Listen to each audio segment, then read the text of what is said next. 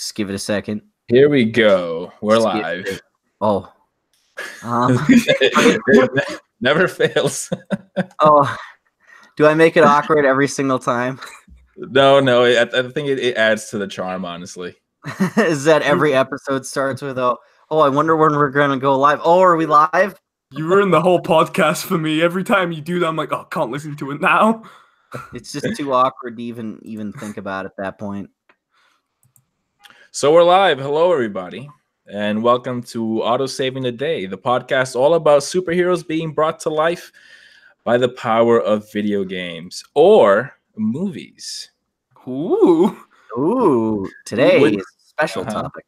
That's right. With me today, we have Xavier, also known as Godzilla Mendoza. Howdy. And special guest Scott, also known as Lord Cheddar. What's up, true believers and merry Marvelites? It's me, Scott. How are you doing had to today, rehearse Scott? Yeah. You had to write that down on a piece of paper beforehand. Make yourself almost choke to death on the smell of the Sharpie marker.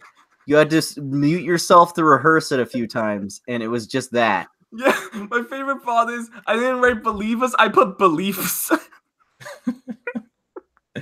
I want to point out Mr. Prime. I can never say that first half of your username. Sean?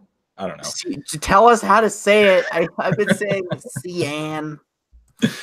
Mr. Prime, yeah, there's always this, like my TV, the special guest in the background. There's always something playing in the background on my webcam, and today the TV's off. So there's kind of there's some emptiness going on back there.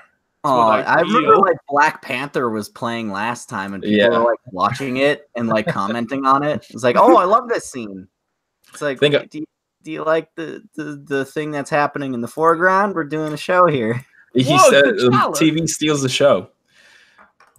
Truly the other member of the podcast. Which is kind of ironic now that on this episode we're talking about movies, and it's the one episode that there isn't a movie playing in the background. So I don't like how that worked out. But yeah, that's what we're going to be talking about on this episode. More specifically, video game movies. A lot of them are bad. Some might say all of them. A couple of them maybe are okay. But I have seen many of them, and I'm trying to think of one that I thought was like awesome, and I'm just struggling. I'm trying so hard. I feel like the common opinion is that a lot of people say Silent Hill was something, not total crap. I mean, I don't remember much from it. It's been a while. I watched like the first half of it, and then I turned it off. And that I was like on this really big Silent Hill kick at the time. I found myself baffled by the fact that they like kept most of the plot from the PS1 game, except that they changed it so that instead of Harry Mason, it was like his wife instead. His wife, yeah. I don't know what kind of implication that has, that they think that the movie would be scarier if it had a blonde female protagonist. It's like, yeah, that's kind of a trope with horror movies, right? Like 80s horror movies, or maybe in general, that usually the lead is a female. Men can get scared too. I'm terrified right now. I don't blame you. Where's my representation? So that's kind of a point I wanted to bring up with video game movies, is that they seem to like take some elements from the game or like different elements if the game has if there's multiple entries in the franchise, and kind of make it like this weird blend of references to different games, but it doesn't really focus in on one to tell a more focused story, I guess, or maybe focus in on a particular game. But it takes some elements and it'll kind of do something different with them. And I think a lot of people or at least a lot of the fans of the game get frustrated with that. Especially with Resident Evil, I feel was a big offender in that. Well, as a huge fan of Resident Evil, even to this day, I'm literally I'm playing Resident Evil 2, the classic one, right now. Hold on. You can hear the sound. Yeah.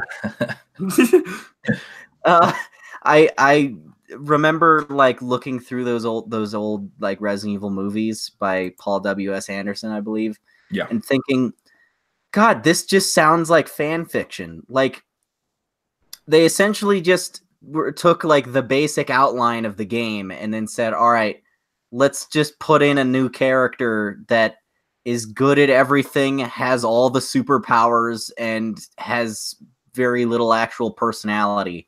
I think Alice is one of the worst things that like has happened to video game movies, because she's just this inexplicably overpowered character who can do and say anything to get out of any situation, and as such it's not scary. And then that started affecting the source material, because then Resident Evil 4 comes around, and then you get scenes with like the laser hallway are in that game now, or Leon is now doing like backflips and like judo kicks and like diving out of two-story windows like an action hero. Yeah, which was definitely not something you would see in like the classic Resident Evil games that the first movie was supposed to be an adaptation of. Well, that's the weird thing, is that like they the first game, like I would say, 80% of it is in the mansion, 20% of it is in the lab, and then the movie decided to switch it around. It's like, all right, we'll be in the mansion for like the first 2 scenes. Basically, we're not going to explore it at all. We'll just have a bunch of military guys show up and go straight to the lab, and then we'll just get stuck down there for like several days. I remember the mansion in that movie being really bland looking, like a lot of big empty rooms. And the Spencer Mansion in the original Resident Evil game is almost like a character in itself. It's got all these rooms that would be cool to see be brought to life in a movie, recreated. Yeah. And I think they missed a huge opportunity with that, kind of, bringing this setting to a movie and having the viewer kind of like in the moment, going from exploring all different rooms in this mansion. But that part was really rushed, and they really just wanted to get to that lab. Well, and I think I have a sneaking suspicion. I've never looked it up. This is probably a known fact, and I'm just gonna like reiterate it as if it's my theory or something right now. But watching that movie, I had a feeling it was an unrelated movie that someone saw. Like they read through the script and they went, "Hey, this sounds kind of like Resident Evil. Let's just put that on there." And you know what other movie that is a perfect example of like that same kind of thing happened? I know 2 where that happened. One was Catwoman with Halle Berry. Had nothing to do with the DC character at all. It was just some unrelated action movie that they said, hey, this is kind of like that DC character. Let's put that name on there just to mark, like, or just to use that brand for a little extra recognition. Wow. And then what other movie that this actually kind of worked to the benefit of was Die Hard 2. Was not originally a Die Hard movie. It just had such a similar sounding script that they were like, hey, why don't you just change the main character to John McClane, since this, like, it's really just Die Hard in a different location. And then they just completely reworked the script and then made it a sequel. So like that happens. There's sometimes it'll just be like, if it's similar enough to a pre-existing thing, they'll just slap the name on it. And I feel like that's absolutely what happened with the Resident Evil franchise. And then they just decide to roll with it. And then they come along with the sequel and are like, okay, this time around, because like there's kind of an expectation for it. And because like the first movie, there's just so little actual like reference or attachment to the games. I don't think there's a single character from the game in the first one. The second one has tons of them. So it's like suddenly Jill Valentine shows up and is getting chased around by Nemesis, and the STARS unit gets like gunned down and stuff. Like they decided to try and work off of that a little and incorporate those characters. And it just, it just feels really forced, and like you can tell it's just like, oh, we got to throw that in here. So around like the 5th one, I think Leon shows up for like 5 seconds, and he just doesn't look like Leon because it's like they're treated like special guests. Yeah, it's just like Alice the movie featuring special guests, the characters you actually like and want to see more of, who have like personality. But no, we got to focus on Alice, the main or the director's like his OC that he made so that he could hook up with Mila Jovovich or whatever. I just want to point out that there's a scene in the 3rd movie where Alice just stops, stares off into space, and then uses telekinesis to break a satellite so that she can... Because there's just a satellite in space with an Umbrella logo on it. That's what I think of when I think Resident Evil. She telekinetically makes it break so that she can break through some kind of mind control. So she becomes Silver the Hedgehog? Yes. Thank you. I was waiting for someone to bring up Sonic. Oh. You guys want to talk about Sonic? All right, yeah, I want to talk about this whole Sonic design controversy that's going around. It's rad, and you guys just don't get it. So how do you guys feel about it? Okay, all right. I have some opinions. I'll lay out one by one. All right. One, it's kind of weird that they got Jim Carrey to voice Eggman. Or I guess be him, since I really hope he's not a CG character. I like the idea of him transforming into Eggman, like Jared Leto becoming the Joker. Like he just starts sending robots to his castmates that like attempt to kill them. Yeah, he like kidnaps animals just like Dr. Eggman. Okay, I thought that was a weird choice, and I'm kind of afraid to see how that looks, but based on The Grinch and A Series of Unfortunate Events, the original one, you can tell that Jim Carrey is kind of a master of like wearing like crazy costumes and not looking like himself at all, but still acting very naturally. Yeah, you can recognize him instantly, even with all the makeup.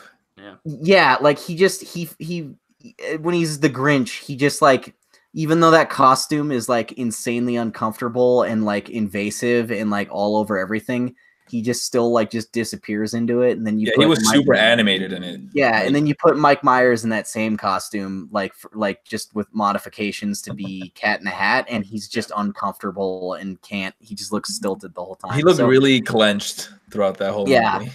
I can kind of see like that could be really fun if they don't just make him look like Jim Carrey in a red coat with like a bald cap. Like if they go a little bit further with it and really make him disappear into that, like the physicality of that role, I think it could be kind of wacky and fun.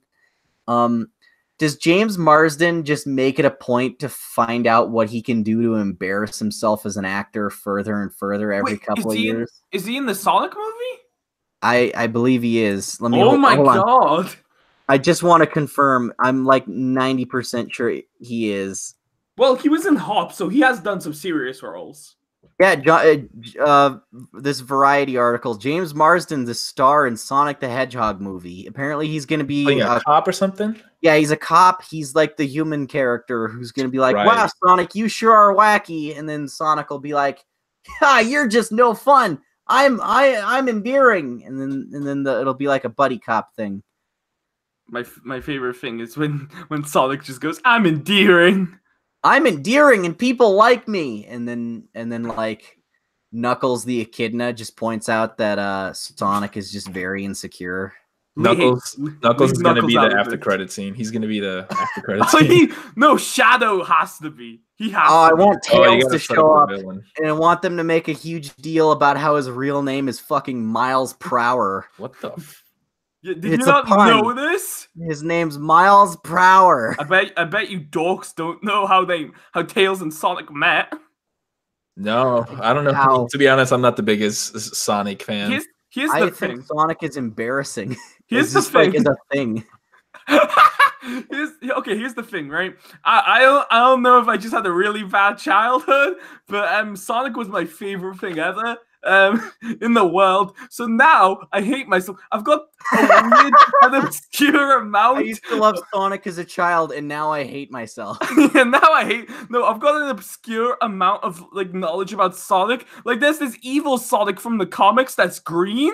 That's called Manix, I think. I don't know, but I've just got this weird and like a nut job like amount of Sonic knowledge, and so I've got a lot of. You are the third person I've met who is a huge closeted Sonic fan and is embarrassed about it, but can answer tons of Sonic trivia. Because my other friend Carter knows a lot about Sonic. And apparently, like, has read a lot of the comics by Ken Penders, who is a fucking crazy person. Yeah. And then my buddy Jacob has watched a lot of the cartoons and read the comics. And both of them know a lot of, like, trivia about Sonic. And both of them are ashamed of it. They just, like, they always just, like, they sound so sad when I ask them Sonic questions. At the climax of the movie, all three of us are put into one room, and then chaos bursts.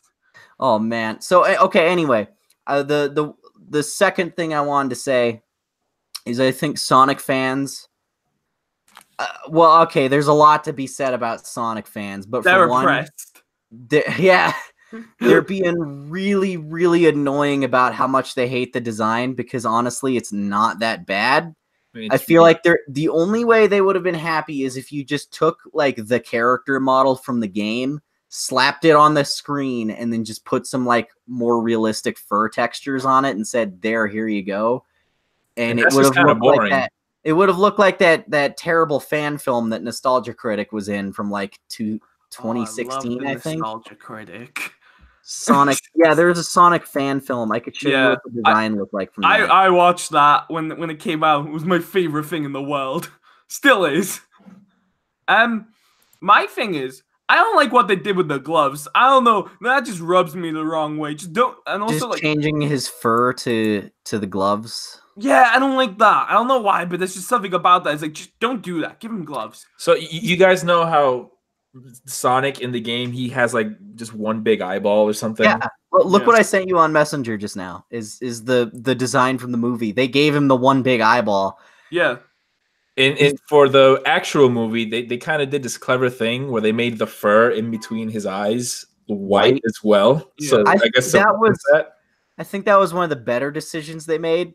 I will say it's a little weird, however, that he can find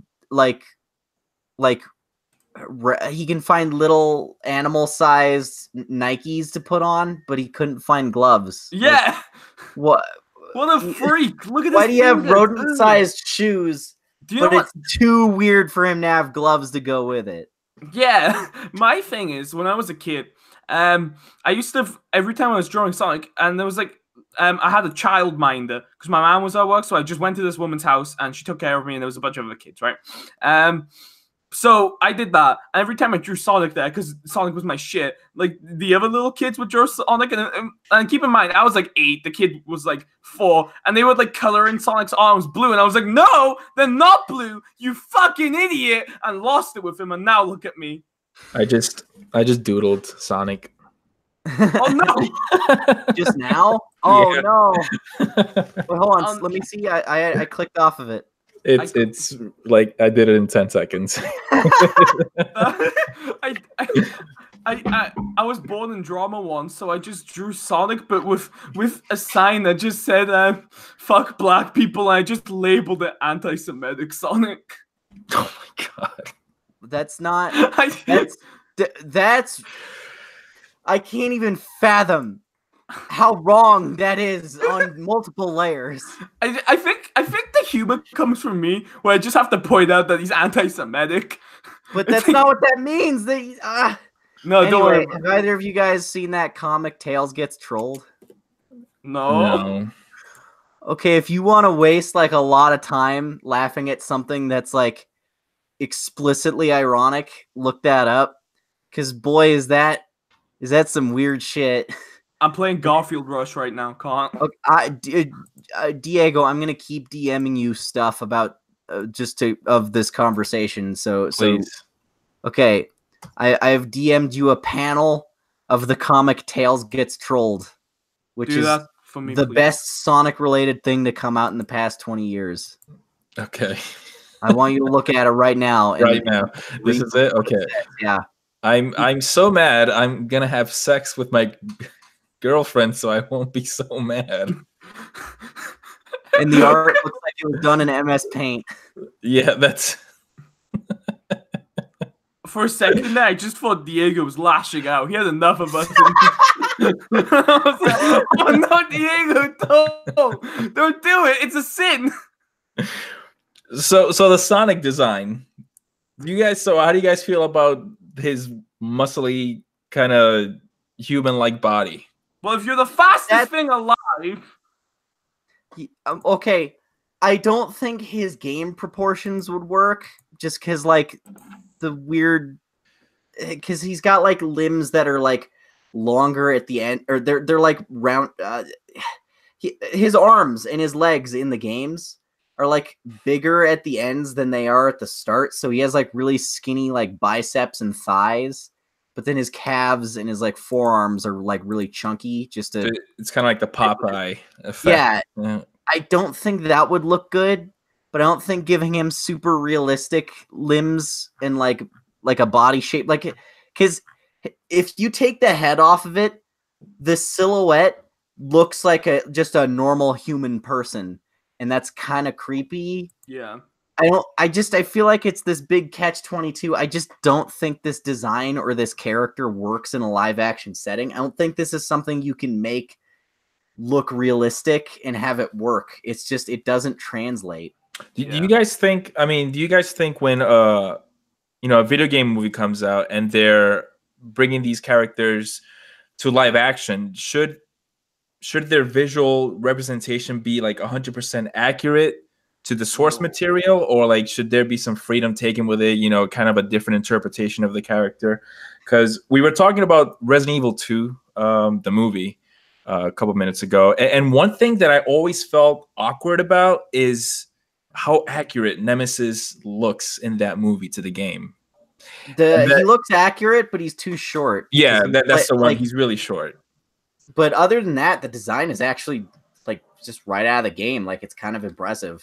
There's something that kind of just rubs me the wrong way about that. Like, I actually look forward to seeing, like, okay, what kind of different thing are they going to do to this character to, not necessarily like ground him in reality, but just something to kind of, throw a curveball at you that, okay, they did something to kind of make it their own, Yeah. What's a good example of that is a character that looks like, has like a clear movie version, but like it's still a cool design on its own. Mm-hmm. I'm trying to think of like an example where a game movie did that. Hitman? And it worked. Hitman? No. Okay, I saw the first Hitman movie with Timothy Oliphant, I think his name is. That movie is kind of bizarre because, well, one, it feels like the people who made it have never seen a hit, or they've just never played a Hitman game. But like, it's kind of off-putting how much of a baby face that actor has. Like, he just looks so young at the time he was filming that it just kind of didn't work for me. Like, he didn't look like this really intimidating assassin who's like, whose body count is in the hundreds and like feels no emotion. Like, he just kind of looked like a really handsome young guy who was bald, and it just didn't really match what I thought that character should be. Yeah, I feel like Hitman Agent 47 should have more like a cold kind of expression on his face. Yeah, like you need to get like someone really just like angry looking, like an actor who has a really bad like resting bitch face kind of thing. Like if what's his name? James, the guy that played Rorschach. James Franco. No, that's Jackie Earl Haley. Jackie If he was taller, I think he'd be a good agent. Jackie Earl Haley was a fucking amazing Rorschach. That was such perfect casting. Was there any bad casting in that movie? In Watchmen?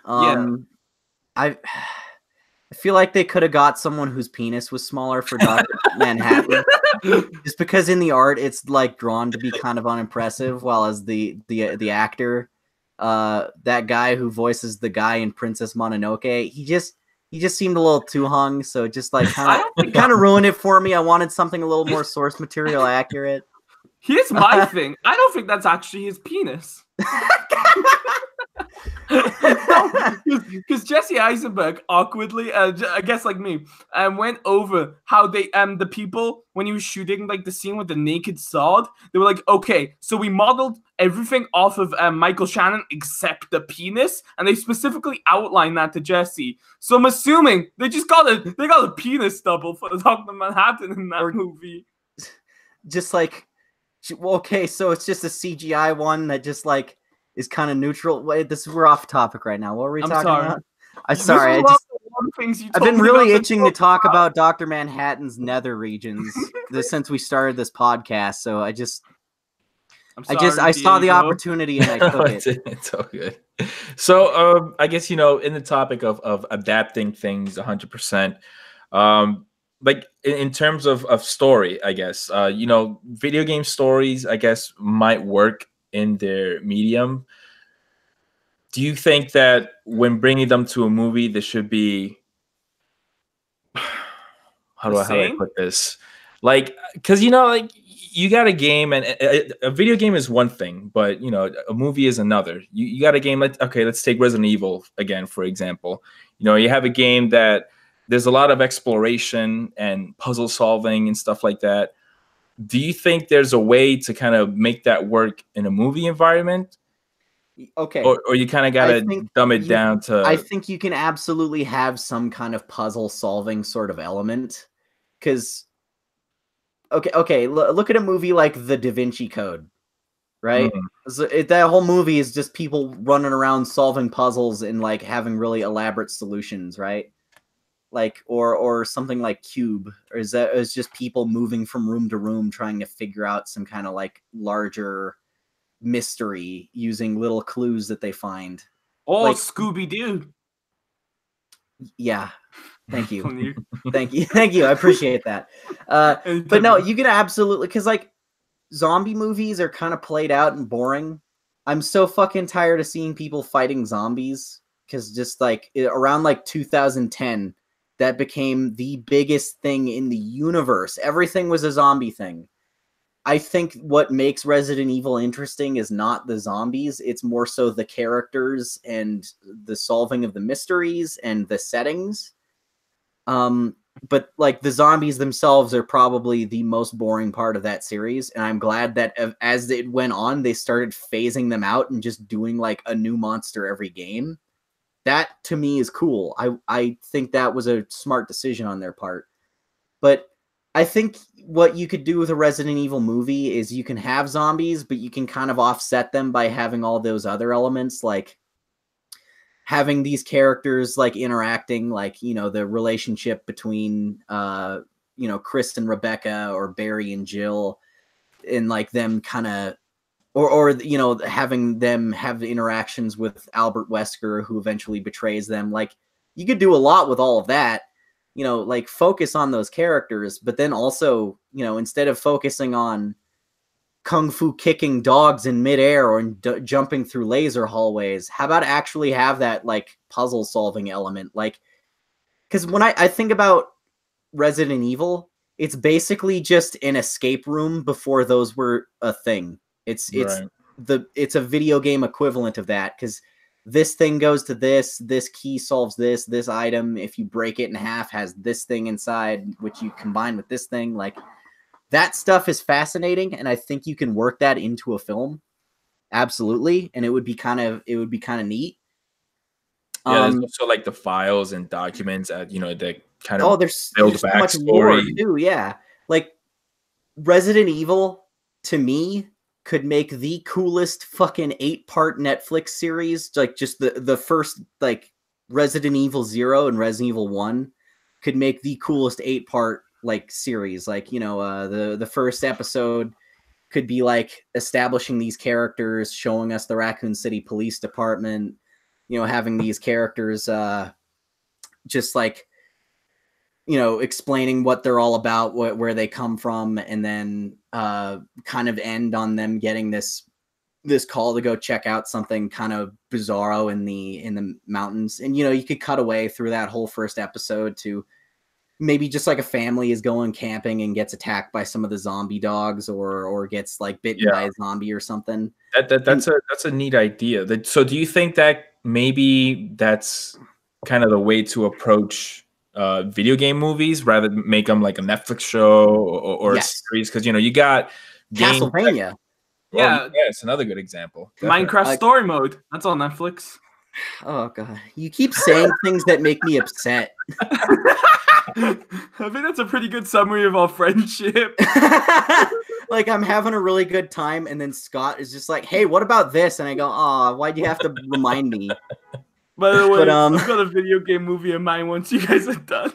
What I think is something kind of specific about video games is that because of their length, they're like a standard video game is 8 to 10 hours. Yeah. That's way harder to convert into a movie, because then you have to put that in like an hour and a half or 2 hours. And it's just like so much of the characterization, so much of the journey, so much of the lore, so much of the situation has to be carved out.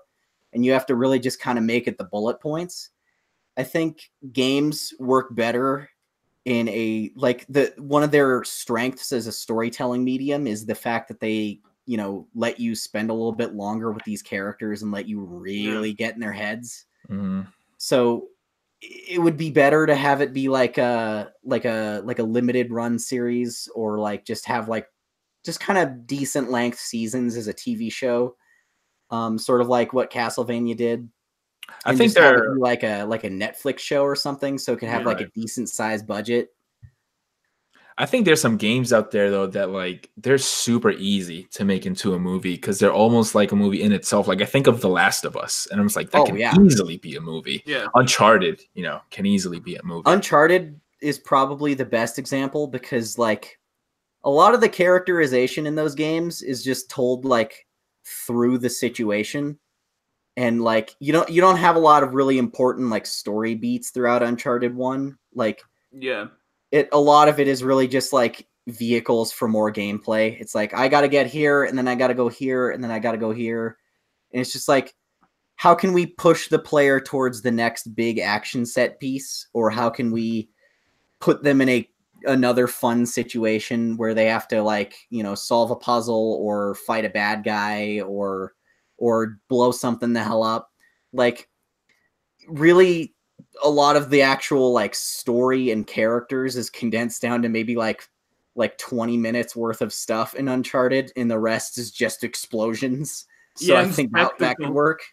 I feel like with Uncharted, all you gotta do is just get these characters, put them in a new situation. That's all you gotta do. That's the thing, is like you don't even have to adapt the ones from the game. You could just, here's Nathan Drake in another adventure, because it's kind of implied that he's gone on like several. Yeah. The games themselves even make it kind of sound like there's some that we just haven't seen. Yeah, they'll be like, remember that time? Yeah, like we see, I guess, the biggest and most explosive ones in the games, but like you could absolutely just have like here's another one that happened like in between Uncharted 2 and 3 or 3 and 4. So there's that Uncharted movie coming out with Tom Holland playing Nathan Drake, and I wanted to bring up, because the information that we have regarding that movie is that they took the second chapter of Uncharted 3, where you play as like a teenage Nathan Drake, and they said that they're gonna explore that era with Nate and Sully's relationship more. I think that could be fun, because one of the most interesting things about that series is that kind of that like buddy cop / father-son dynamic that they have. So I wanted to bring up, what if you take that time period and you make a whole movie out of it, an adventure we've never seen before, and like hopefully if they get the characters right enough, and you have a good cast, you have a good writer and all that, you could consider that be canon, like in the game's universe as well. Okay, only one other time I know of this happening was the Assassin's Creed movie is canon to the game universe. Just Oh wow, is it really? Get out of here. It was just another story about a different lab, like in a different timeline where they're traveling back to, and a different like main character, like it's not Desmond, whoever Michael Fassbender was playing. But keep in mind, I saw that movie in theaters, and I remember very little about it.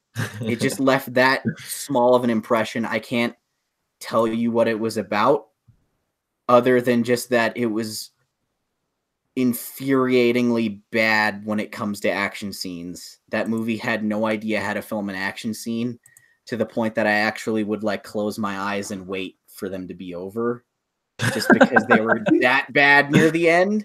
And I was like, all right, I'll just check out until the dialogue happens again, because that's like the part that's like important, I guess. Did they reference anything from the games? Like, did they reference Desmond or any characters? Not really any. If they did, I probably won't remember. I feel like they might have. Like, there's just a lot of lore being thrown at you, like, constantly. Like, that movie, there's like some 10 or 15-minute long stretches of conversations about, here's the lore. Just because I feel like they thought audiences would be too, like, freaked out and confused by the concept of the animus and all this, like you're gonna relive your ancestors' genetic memory. Like they really go hard on explaining the shit out of that to you, even though I feel like they didn't have to. Yeah, I'm sure somewhere in there they threw in some kind of offhanded reference to the games, but as far as I know, that movie is just an offshoot story that takes place within the game's universe, because it doesn't really contradict or impede on any of the events set by the games. I see.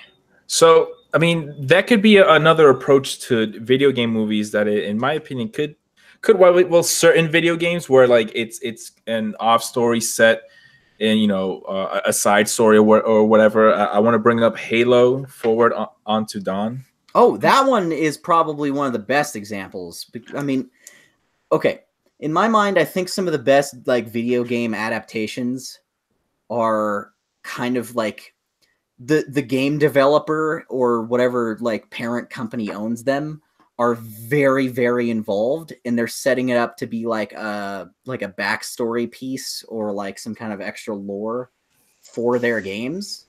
Yeah. Because that and Mortal Kombat Legacy are very solid, and that's probably just because there's such a direct intervention by the people behind the games. They really know what story they wanted to tell, and they're like, okay, this is just going to be like world building for the next game to come out. And I think that's why both of those work so well. Yeah, because you got big epic games that have this vast universe of like, whether it be all these creatures, all these galaxies that they definitely have the room to, tell a story that doesn't necessarily star the main character of the games.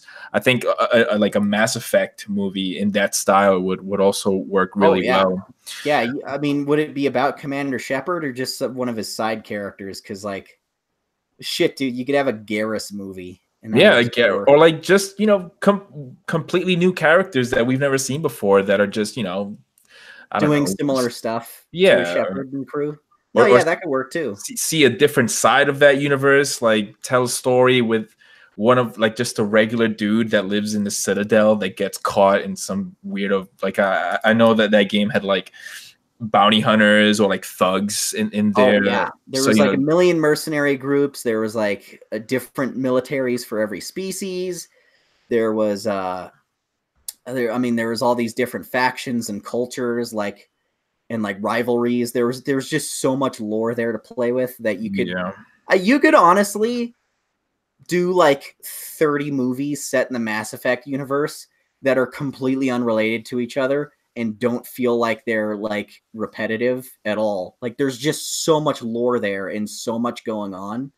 I think that one's like kind of prime real estate, and it's a little weird that no one's jumped on that yet. Yeah, especially if they want to do something with like leaning into a certain genre too.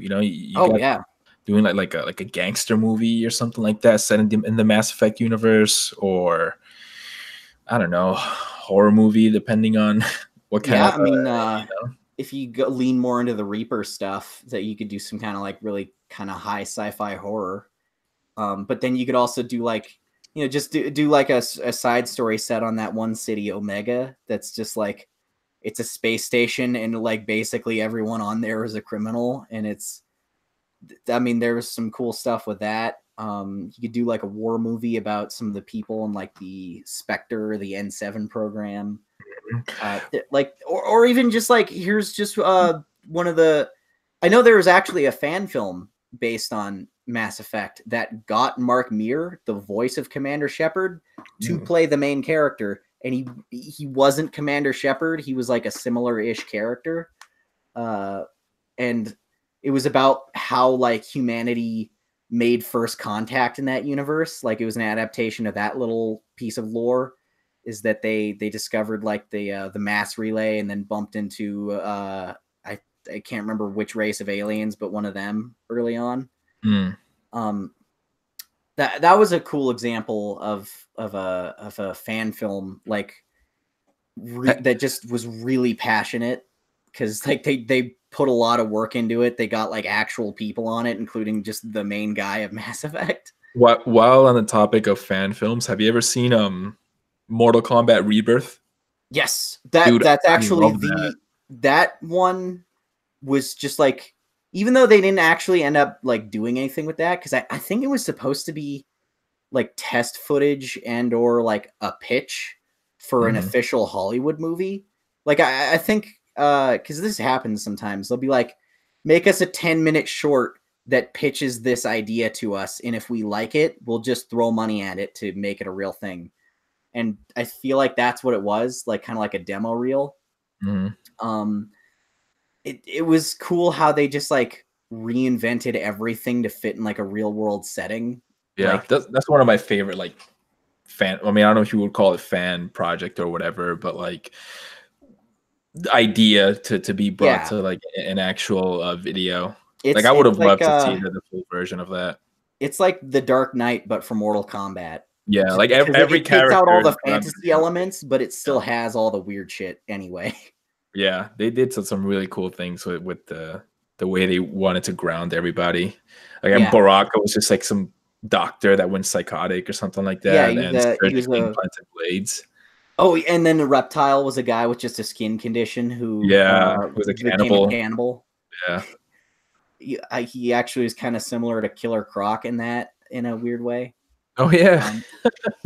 But yeah, that was really cool, and I think it's kind of funny how basically everyone from that ended up being in Mortal Kombat Legacy. Like, it's even in the same roles. Like, the guy they had playing Scorpion in that is who they got for Scorpion in Legacy, and Jackson Sonya. Like, I guess that just didn't really pan out the way they were hoping. So they're like, okay, there's still potential here, and this casting is really solid.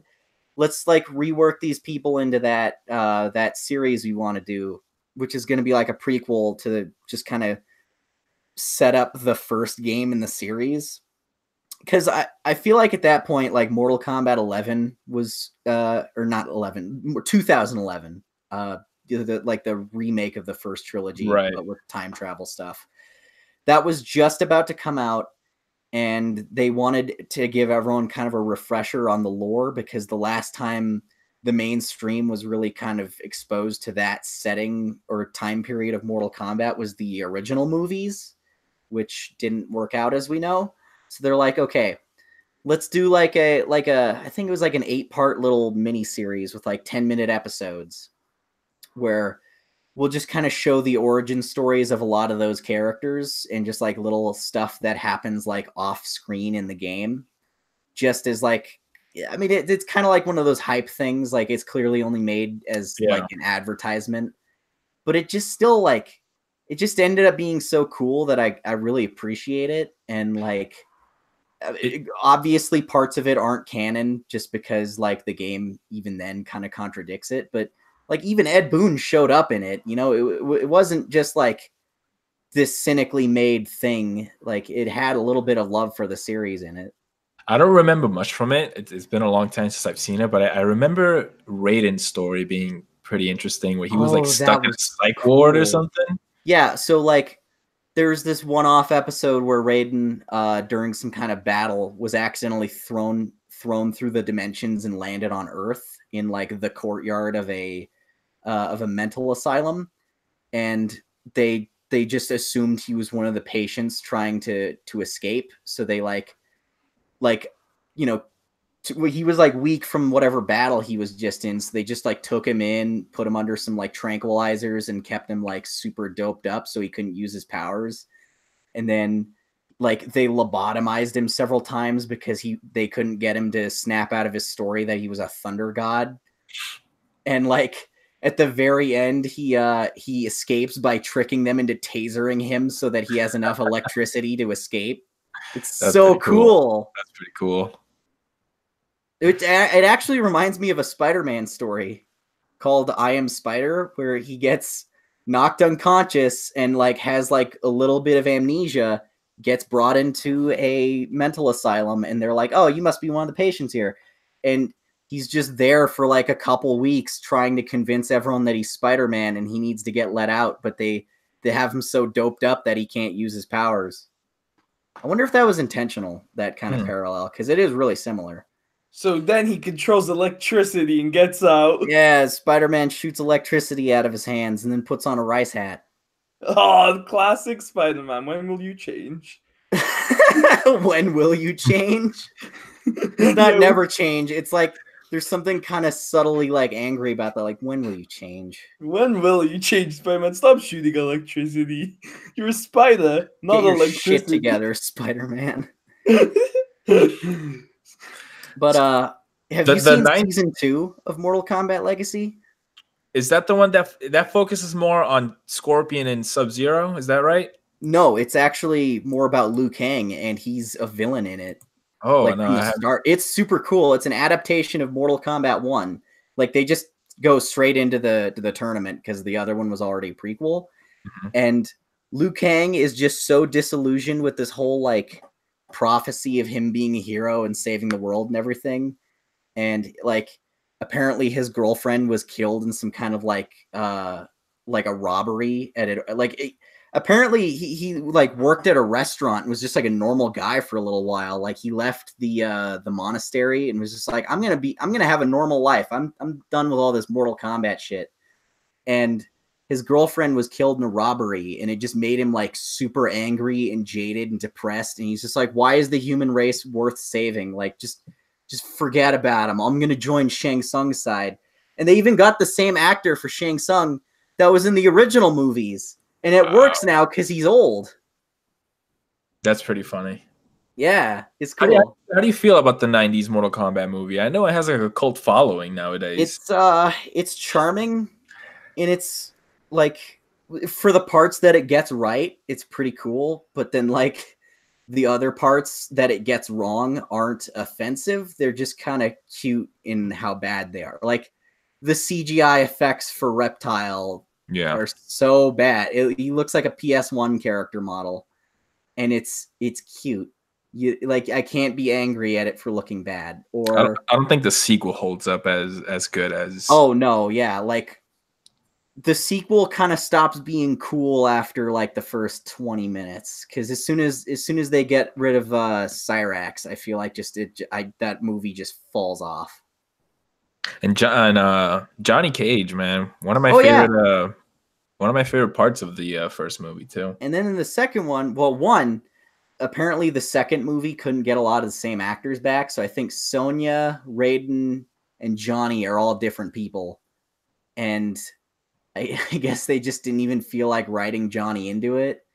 And the lore from the games says that he died during the Shao Kahn invasion, so they just killed him off in like the first 5 minutes. Man, going back to Mortal Kombat Legacy, a game as kind of out there and crazy with its lore as Mortal Kombat surprisingly made a pretty good web series. Oh yeah. So and I gotta give props to this guy that's taking the helm of a Metal Gear Solid movie, Jordan Vaughn Roberts. I don't know if you guys. Oh yeah, I've heard of him. He directed I believe he was the director or Yes, he was screenwriter for Kong Skull Island. Yep. Ooh. Which was a good movie, and it's, you know what? That movie gives me hope that like Godzilla cinematic universe is going somewhere, because that was actually really, really cool. I haven't seen. Sorry, guys. You haven't seen Kong? It's like, No. I mean, okay. It's a big monkey, man. That's terrifying. Don't go into it expecting it to be like an adaptation of the original. For that, I would go for the 2005 Peter Jackson movie. Yeah. This one feel like it just has like a totally different feel and tone. It's got more of like a Moby Dick kind of thing going on. Right. And like the aesthetic, I think it was super cool putting it in like a Vietnam aesthetic just to modernize it a little bit. It definitely feels like part of a bigger universe. It was a solid piece of like a bigger puzzle, and I think that's what's cool, because like the 2014 Godzilla movie really kind of lacked in a lot of areas. So when's the Godzilla versus King Kong movie coming out? I believe it's like 2021, because they're doing the solo Godzilla movie, like his second movie right now, just to set up the fact that there's like even more monsters out there, and then the crossover one will be then. So like 2 years from now, I guess. Oh, okay. I'll check those out then. I have to watch Darkman first, though. Oh yeah, we still gotta watch Darkman. Yeah, we do. Oh yeah. So yeah, so a Metal Gear. A Metal Gear movie, man. That's Metal Gear. I'm kind of worried, because how do you condense something that massive into a game? That's like there's like multiple, like it's like a 5,000 page novel worth of story and text. It's a crazy convoluted story, and that's only just taking like the espionage parts of it would be hard enough to adapt into a movie. But you also got to think about like weird stuff, like all the wacky stuff that, like, I don't know if he says that he's gonna make a movie that the fans are gonna appreciate and respect, and he seems like a genuine fan of the franchise himself, so he knows how weird Metal Gear can get with its like humor and stuff like that. There's a telekinetic fire whale that teleports out of the ground. Yeah, so how do you?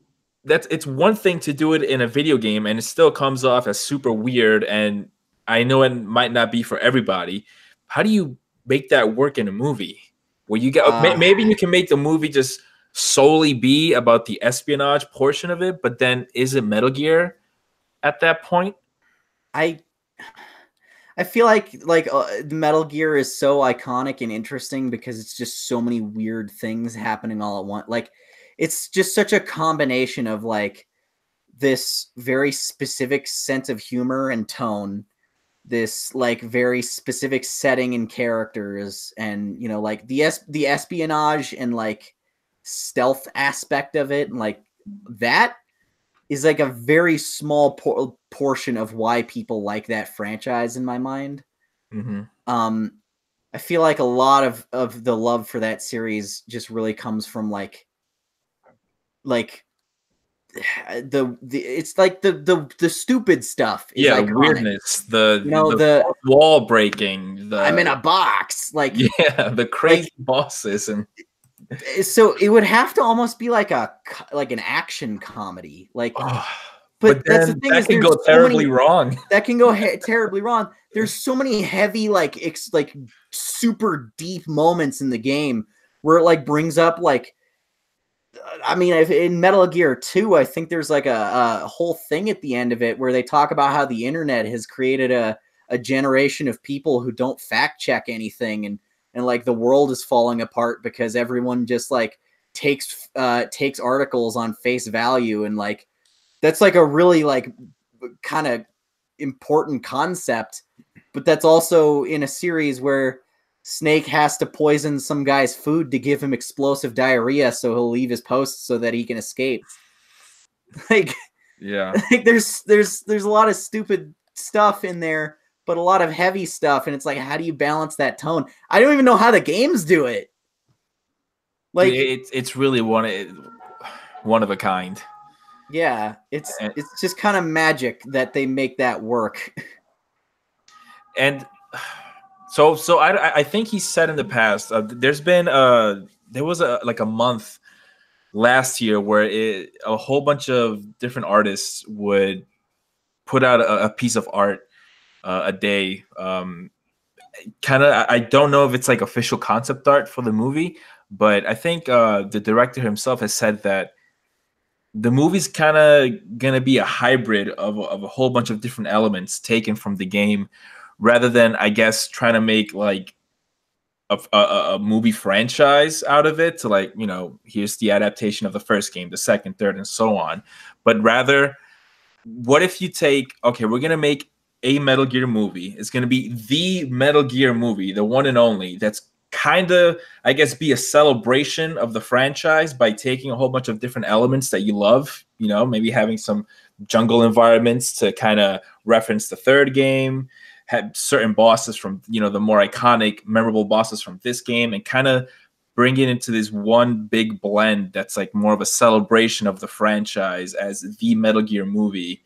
And that could be kind of cool, especially given the context that series is kind of over, like forever now. Because like they just can't really do another Metal Gear game. Like they're just, that creative spark behind it, like all the people that made that series what it is are gone now, and Konami is just like cares so little about that franchise that I feel like it would be kind of like, it'd be nice to have the movie be kind of like a farewell, like love letter, like thanks for all the memories, Metal Gear, just because that's really the only way we could get anything with that branding ever again. Because like when Metal Gear Survive, niggas put zombies in it.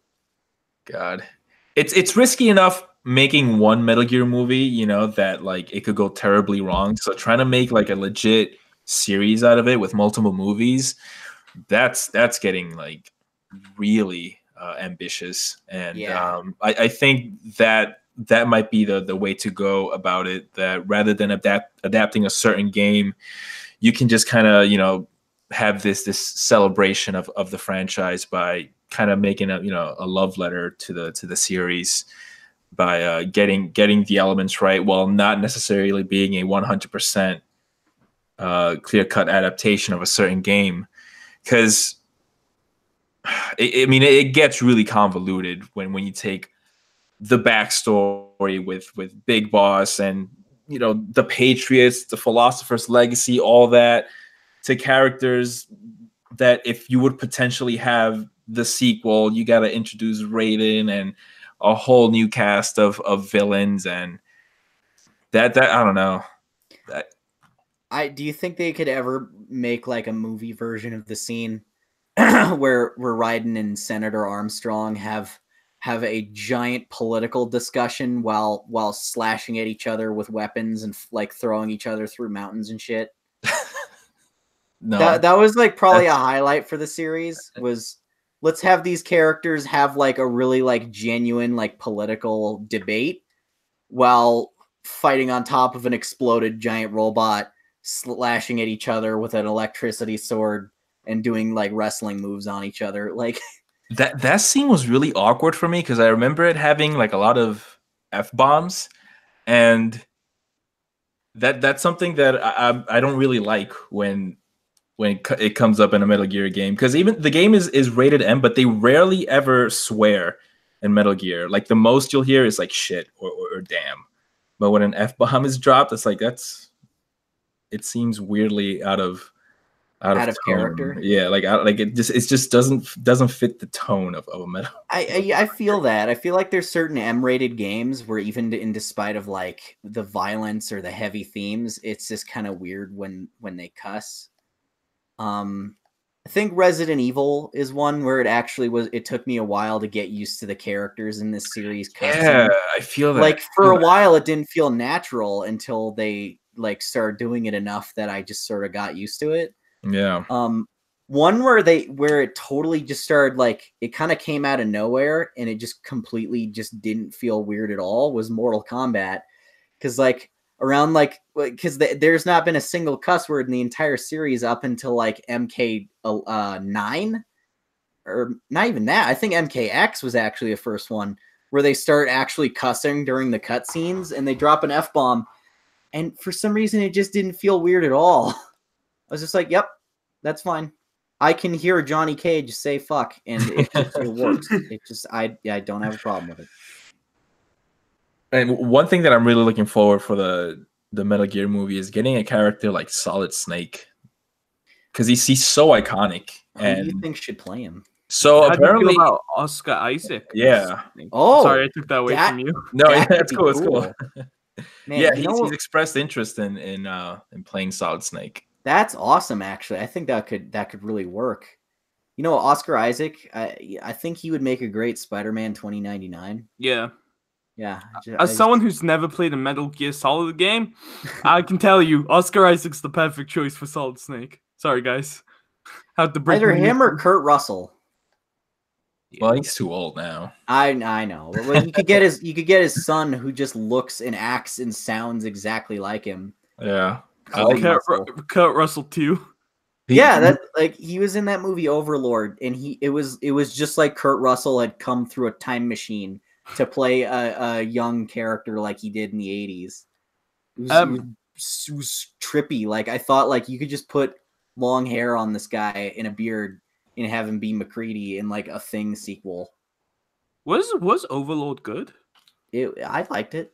I gotta watch that. You know, I rented it for like $5 the other day, and I said, okay, I'll watch this later. And then like 24 hours went by, and my rental period was over, and I was like, shit, I didn't watch it. Oh, yeah, hey, you gotta get around to that. I gotta do that. I mean, well, judging from the trailer, I'm like, my first reaction to Overlord was like, oh, this is like Call of Duty Zombies, the movie. Yeah, pretty much. Like it's probably the best Nazi zombie movie you could possibly make, because Nazi zombies is not a topic you can make a lot of really serious movies out of. But I think they made it work. Recommend me Metal Gear Solid games, please. Thank you. Oh, dude. The third one. Yeah. Well, console. You wouldn't appreciate it as much without. Dude, just play it. You gotta play one. You gotta play Metal Gear 1, Metal Gear Solid. The PlayStation 1 version, or what about that? The Twin Snakes remake. You know, it's not bad. It might be more accessible, although it kind of breaks the game because it adds a first-person mode, and it just makes it way too easy to take out the guards. I won't touch it then. What's that? Isn't there like a version on like an old PC game or something? Like, isn't the original one like some kind of like 2D like side scroller? Metal Gear. Yeah, on the NES and where does that fit into the timeline? Where does that one?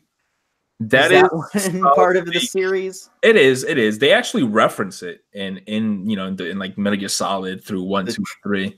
They reference the truck have started to move. I don't know if they reference any of the grammatical errors in the game, but is the Metal Gear Solid HD collection any good? I have it. Yeah, I thought it was pretty solid. I mean, I played Metal Gear 3 on that, and I think they also have I think they actually have the NES one in there as just like in the it's in like the extras menu. Like they just have a whole other game. It's just like, here it is, just for fun. Okay, here's what I'm considering getting. I'm getting the HD collection, getting the one for PlayStation 4. Okay, getting both of the ones for PlayStation 4. All right, yeah. Yes. The only thing is that I know the PlayStation 3 version of the HD collection came with a code to download the PS1 Metal Gear Solid. So I don't know. Yeah, I don't know how would you get around to. Do you have a PlayStation 3? No, I've got an Xbox 360. I was gonna get that. Well, I do have a PlayStation 3, but it doesn't work. So I don't know why I just mentioned that. I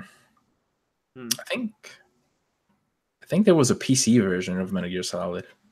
I know there was a demo. I mean, I could find it by pirating it.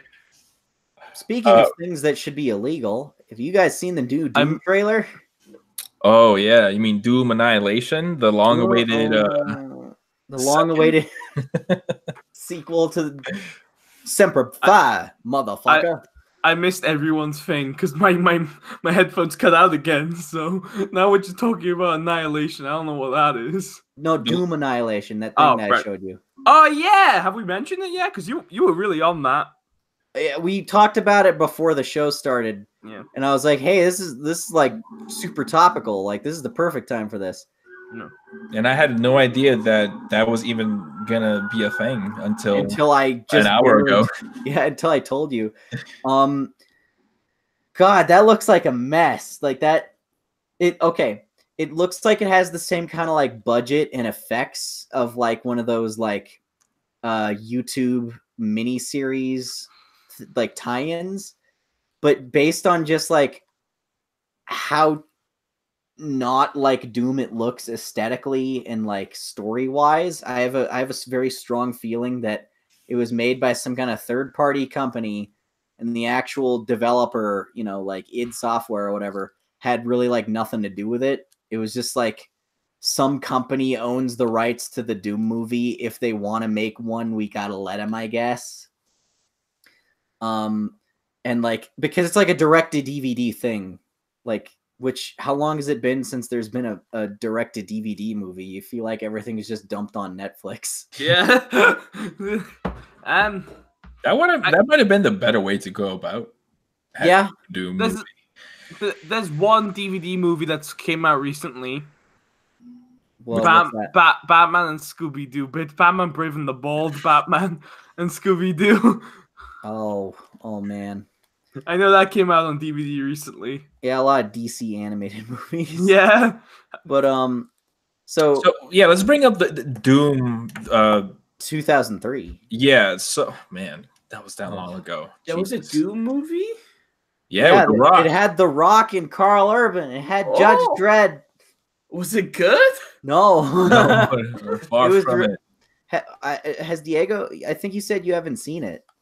I mean, I saw it when it first came out. I remember like the first person sequence. I that sticks out in my mind a lot.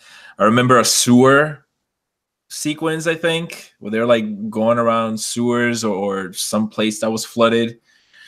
But I mean, who? It's not exactly the most memorable movie. Well, what I remember is that they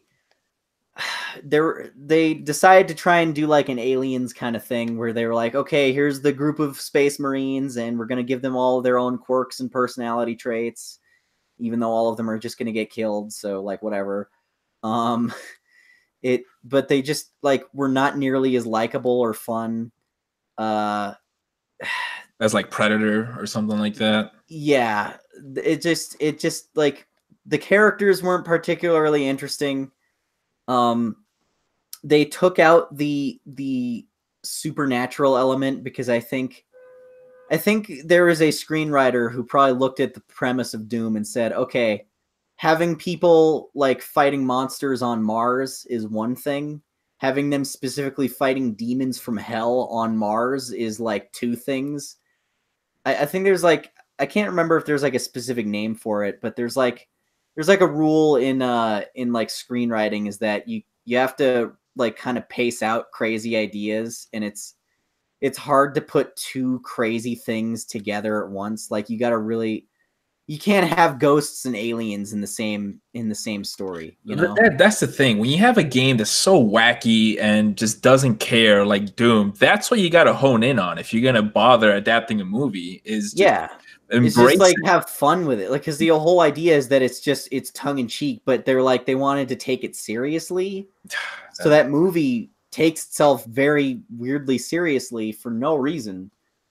And so the reason there are monsters is there's some kind of like virus, I guess, on Mars that like killed some ancient civilization, and it makes people like, it gives them like extra chromosomes, so it mutates their bodies into weird random stuff, I guess, is the best I can make sense out of it. And like, it just didn't feel like it needed to have the Doom name on it. It could have easily just been some like middle of the ground kind of sci-fi action movie if you just like completely took away that adaptation element, which I guess is the same kind of problem that the Resident Evil movie has. Like those movies feel like they came out the same year, even though there's a 5-year difference.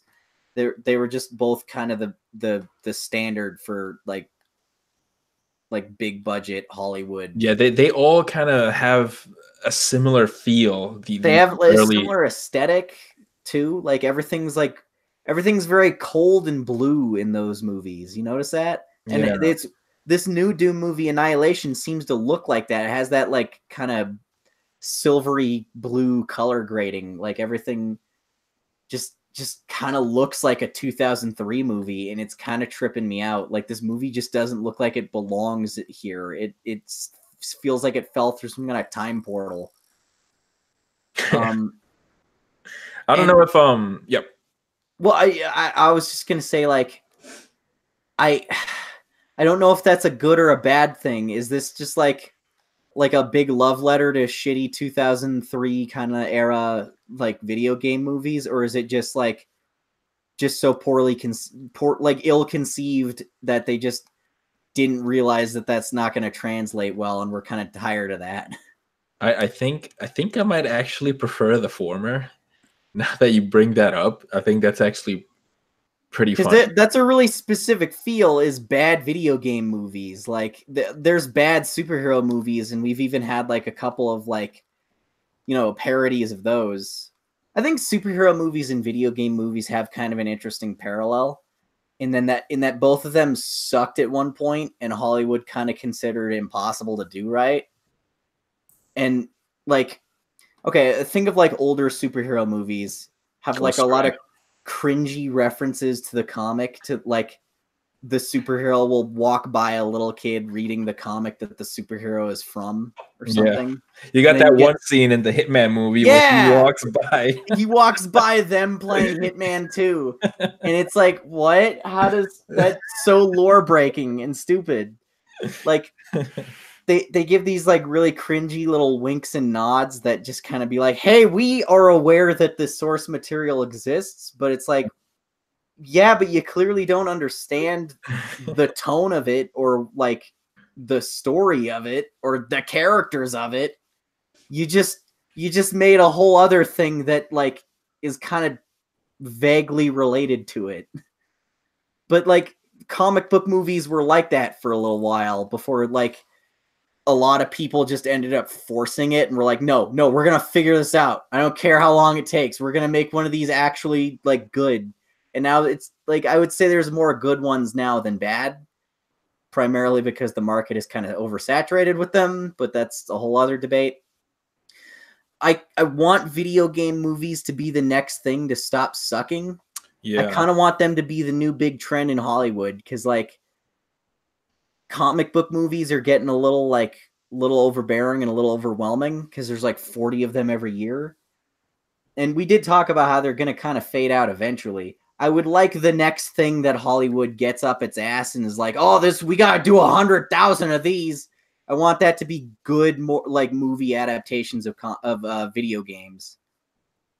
Yeah, that I've been saying the same thing for a while now, and I think kind of the benefit that you have with video game movies is that you can have totally different genres with each video game movie that comes out. You'll have your Splinter Cell spy movie, your Silent Hill. If we get another Silent Hill movie, your super trippy, scary horror movie based on Silent Hill, a sci-fi movie like Halo or something like that. Like every year you'll have something totally different to look forward to with a video game movie. A comedy movie with, I don't know, what's a comedy game?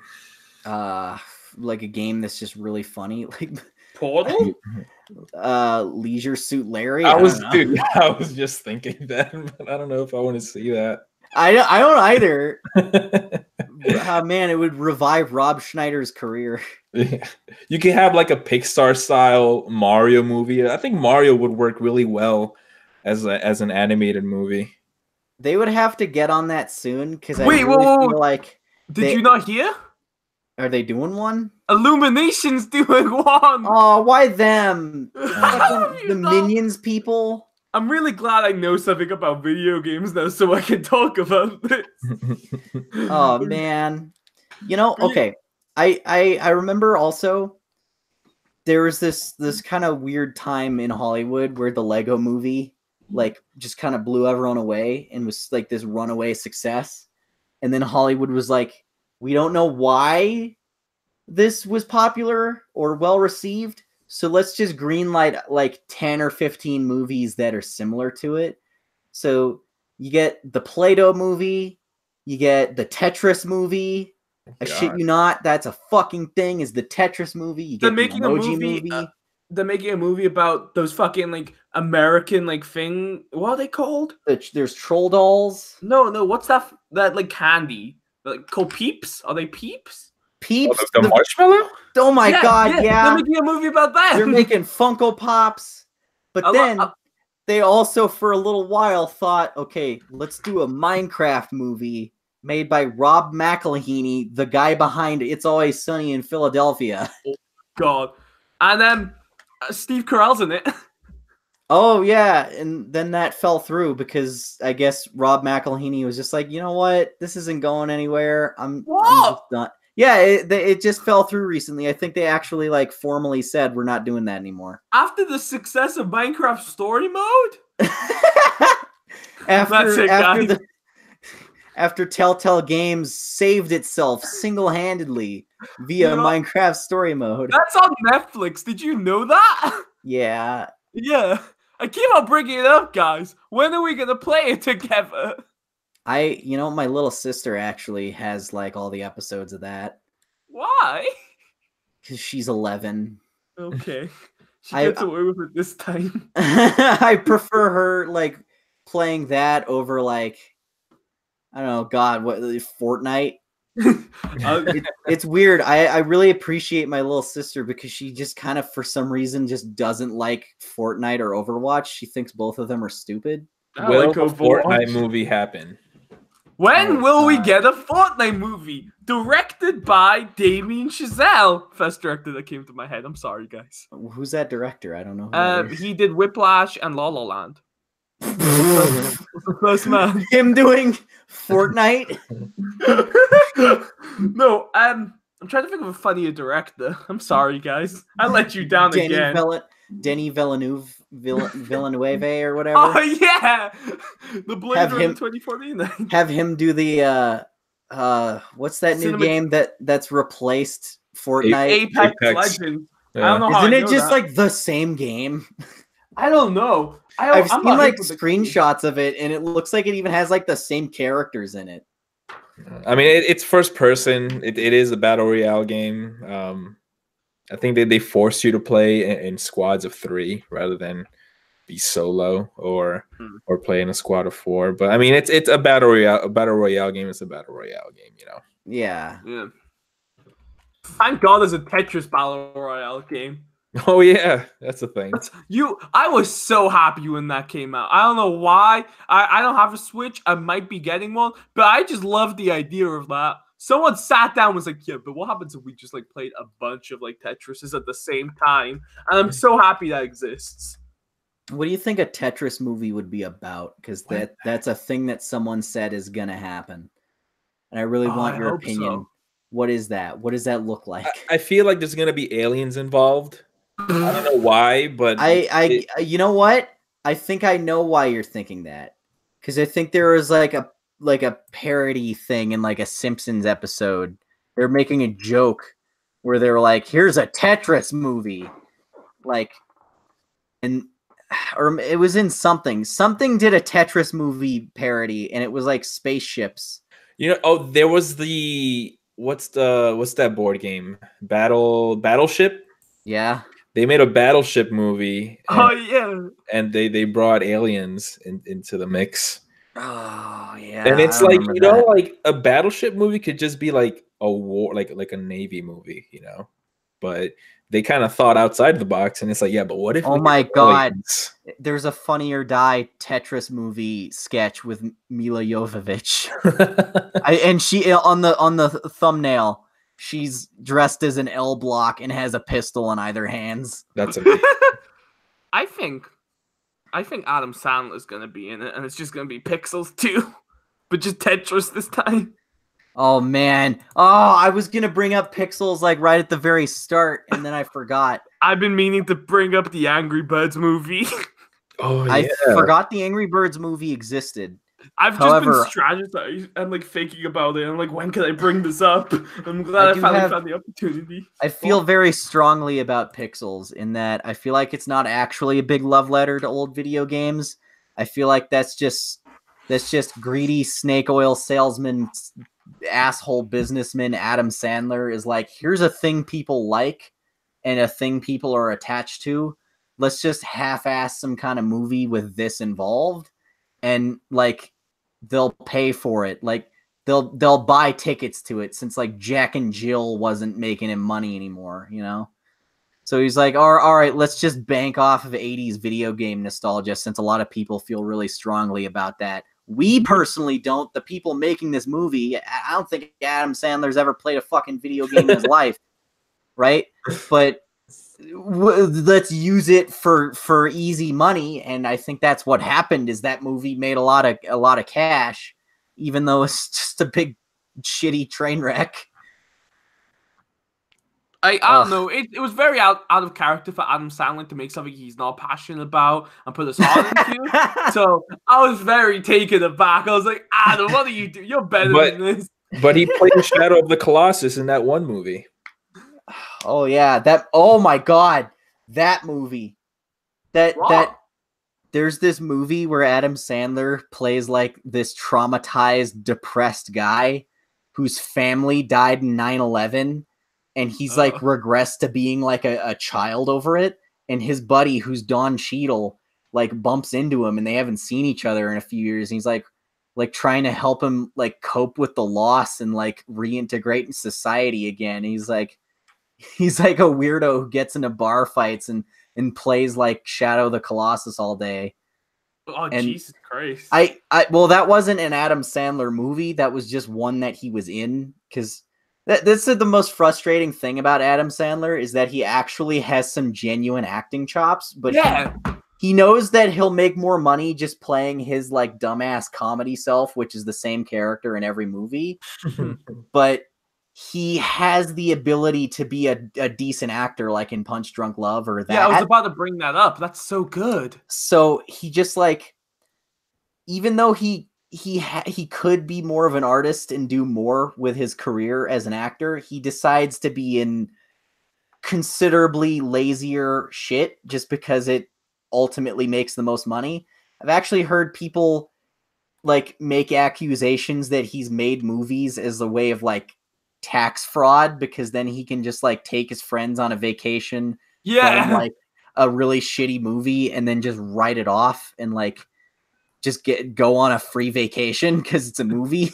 I like, because like obviously these movies are directed by Adam Sandler himself, so I like the idea of some up and coming directors trying to direct his first feature. He's so excited, he has a big star, and then Adam Sandler ruins it for them. Someone was passionate about Little Jackie, and then he ruined the story. Man, remember Little Nicky, the movie where he plays? Oh yeah, Little Nicky. That's what the Antichrist, who's been hit in the face with a shovel, so he's got a permanent speech impediment. In a perfect world, he'd be happy to headbang in his room all day to heavy metal music. But no, his mom is an angel. His old man is the devil. And like all good fathers, he insists that Nicky gets involved in the family business. Nicky could think of. Did you look it up right now to read the synopsis? You're upsetting me. You're doing it again. I was doing it again. I thought you were saying that off the top of the head. I was like pretty impressed. You're upsetting me, Scott. Don't do this anymore. I didn't want to talk about Little Nicky today. That movie that I like watched like a weird amount of times as a little kid, and then as an adult, I'm like, why did I like this? And then in a couple of years, you'll be like, I get it now. And you realize it's the best movie of all time. I'll like it again. Yeah. It's like how everyone goes through that phase where they love 90s nu metal. And then they just are like, man, I can't believe I used to listen to Slipknot and Korn. They're such trash. And then a few years later, they love it again. Yeah. That's you with the little Nicky. I'm in my bashing Adam Sandler phase, but he'll be my favorite actor in a year. I want him to win an Oscar. I don't know for what, but he deserves it. So, since a thing we do on this podcast is pitch you stuff, I thought it'd be cool to kind of close off the show by each of us pitching a video game movie that you think could work or would like to exist. Okay, I got mine, and I kind of talked about it a little, but like a mini series with Resident Evil, where each video game is kind of one season. You focus very hard on like actually like really developing these characters, maybe give them like stronger backstories, develop their connections a little better. Maybe this is a weird controversial thing. I think actually add some romance plots, because I find the Resident Evil series very strange now as an adult, because it's the most sexless universe in any video game ever. No one has ever expressed any kind of like romantic interest in anyone else except Ada and Leon. And they hang out for like 2 hours at a time, 5 years apart, 3 times. And that's their entire relationship. Like, have Jill and Chris become a thing or something. I don't know. But basically Resident Evil 0 to an extent, since I don't really like that game that much. And then most of Resident Evil 1 would be an arc for the first season. You know, you do like the first episode, establish everything, get the world built up. Like I said, show a little bit of the zombie stuff, lead into it. Then, you know, have the STARS members go out to investigate whatever's going on in the mountain region for like episode 2. Have like that episode focus on like Rebecca Chambers and the whole Billy Cohen thing, but like heavily shortened and with all the stupid stuff taken out. And that terrible villain removed. And then like for the third episode, you could have like Chris and Jill and Barry and Rebecca all, you know, fidgeting around the mansion, solving the mystery, and do another episode of the Plant 42 thing. Like, just have it just be them either having flashbacks to what happened before the games that really led them to where they are, because I find stories like that interesting, you know, and that's really something that the Resident Evil games just haven't touched. Like, we don't know anything about these characters' lives prior to them getting involved in this. Like, what's Chris Redfield and Claire Redfield's childhood like? You know, what kind of relationship did they have prior to zombie epidemic stuff, right? Yeah. So develop that a little, and then you know, you could do like A and B plots, like, you know, like the games, they kind of are known for this, as having, you know, 2 different concurrent stories. You could kind of adapt both of those at once to fill out episode lengths. So it's like, here's the A plot is Chris and Rebecca doing something over here, like fighting the big snake that killed that guy that was voiced by Yuri Lowenthal. And then you cut over here to the other story where Jill finds out that Barry is a traitor and is helping Wesker because Wesker is kidnapped Barry's family or something. And like, you know, cut back and forth, and then have those 2 storylines converge when they get to the lab. So it would be kind of like, in a weird way, it would be kind of like the only canon version of the game's story, since like the games are weird in that none of the stories we've seen are canon. Because, okay, Resident Evil 1, the Jill scenario and the Chris scenario both happened according to later games, even though they directly contradict each other, because like whatever character you're not playing as has been kidnapped and locked in a jail cell for the whole game. It's kind of confusing. So it'd be kind of like, here's the actual version of those events. Like, here's how it really happened, and then make like an actual version of that story where all the different storylines happen together. And then season 2 can, you know, lead into like the outbreak in the city, and, you know, season 3 can be like post Umbrella stuff with like Code Veronica storyline, or like some of those like weird side stories where Leon is like a globetrotting adventurer fighting zombies in different parts of the world.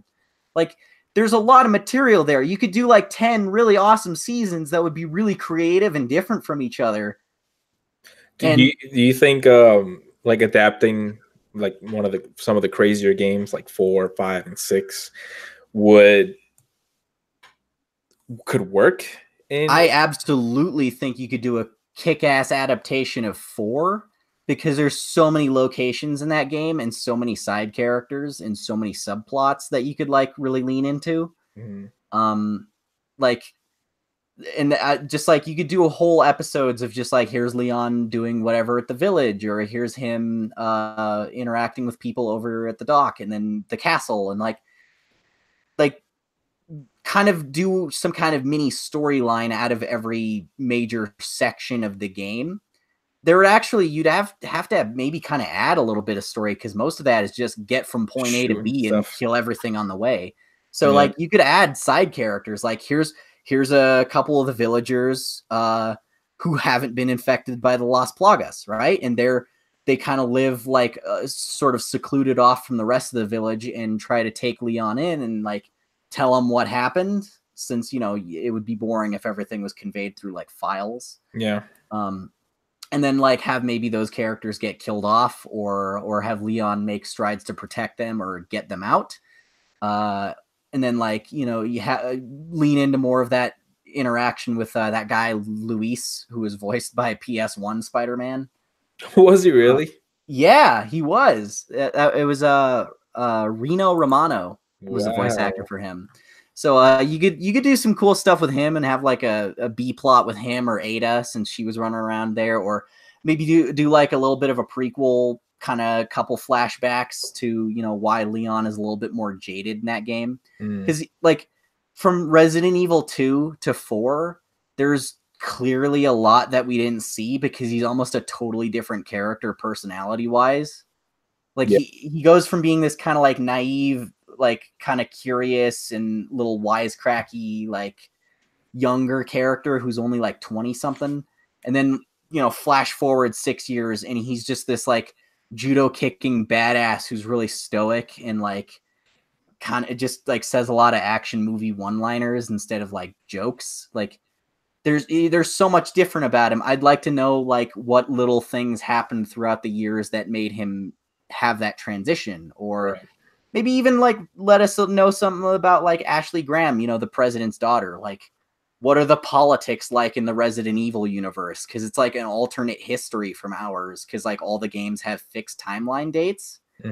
So like how different would like events in the real world be if we had like bioweapon terrorism rise up and, you know, infect our like political spectrum? Like, people are able to create and manufacture and sell weapons that like can level whole cities and make giant monsters, or like make spiders grow 15 times the size. Like, what is that? What are the workings of that world seem like? Like, develop those kinds of things that the games don't have time for, is what I'm saying.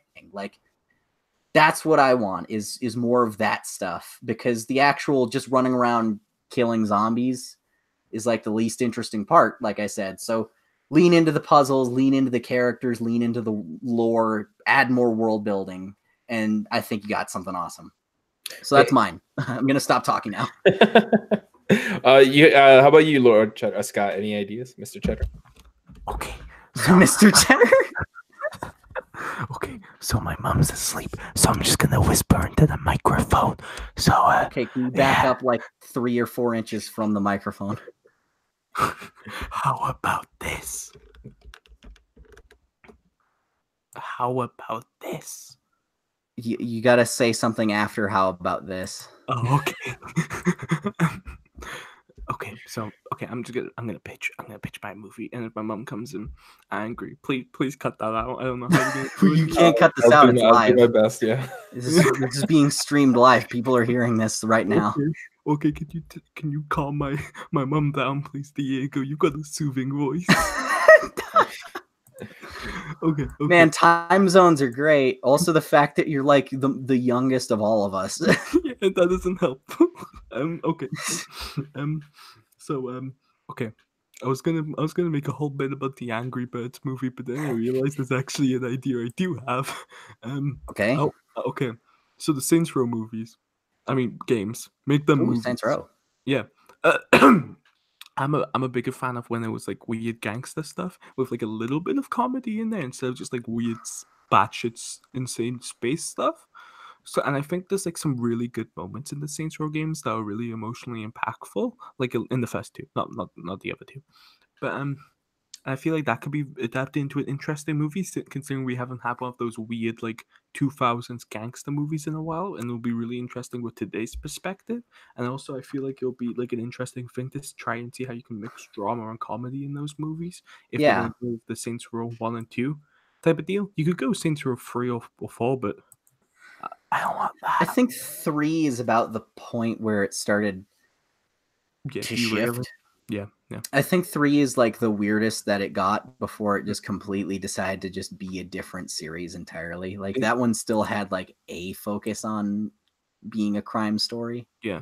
I think Saints Row 2 is definitely the best in terms of gameplay and also story. Yeah, okay. I mean, I've only played 3 and 4. You should. I would send you a copy of Saints Row 2, but I don't know how the mailing system works, and I'm really scared of shipping and how it works. It's like every time I open a package, I'm worried about the Unabomber coming back. Me too. Also, or finding a giant veiny dick drawing. What child would do that? What child would mail a friend of his a giant veiny dick that's uncircumcised for one, and then also has a picture of a puckered anus next to it? Why is the uncircumcised such a big deal? Look at you laughing, you mischievous little bastard. You're so proud of yourself. Wasn't your dad like standing right next to you when you opened I was that? like, Diego mailed me something, and it was like the signature from Matt from Two Best Friends, because you met him, and then you pulled that out, and it has a little note, and it's like the thing was too big for an envelope, so here's an extra picture to fill out space, and he opened that, or I opened it, and he was just kind of looking at it, and he just starts like bursting out laughing, and he's like, "Hey man, that's a good one. I used to draw a lot of those." And I was like, "What?" Apparently, like every kid in like the 90s and 80s went through a phase where they were drawing dicks, and that's why that thing from Superbad apparently resonated with so many people. Dude, I felt it, man. I don't know.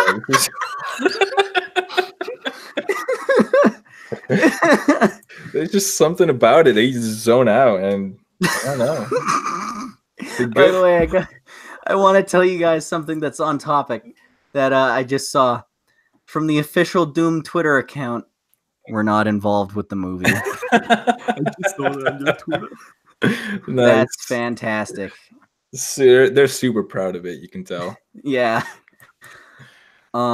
Anyway, so yeah, no, I think a Saints Row movie could be kind of cool. I agree. Like, sort of like a crime thriller movie, but with like a really bizarre and kind of childish sense of humor. Yeah, exactly. Because those movies or those games are so tongue in cheek and have such weird, silly stuff. Like, let's drive a sewage truck and just spray raw sewage at people, or let's commit insurance fraud by jumping into traffic to get extra money for our gang operation. Yeah, or there's a character who's just gonna hit someone with a baseball bat sized dildo. Yeah. And it's directed by me. I mean, there can only be one person that can helm this project. There's only one person. You have my support. I'm gonna donate to your Kickstarter, sir. Oh, it's like the Spider-Man 4 shit. It's like, hey, we're gonna make Spider-Man 4 with nobody involved in the original one. Please give us money. Have you seen that? Yeah, I think I did tweet about that.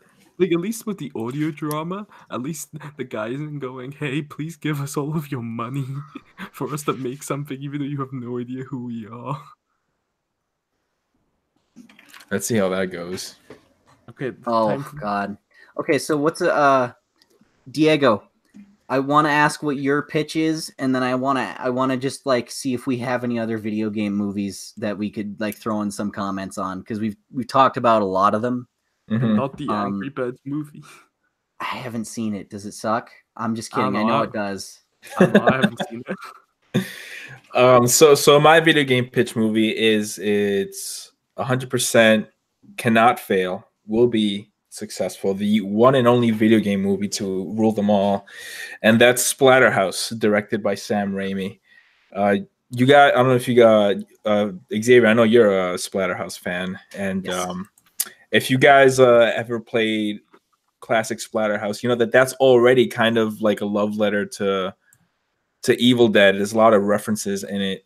Feels like if Evil Dead and like Friday the 13th kind of like fused together into some kind of weird like parody of both, but also like still can be taken seriously. It's bizarre, but I love it.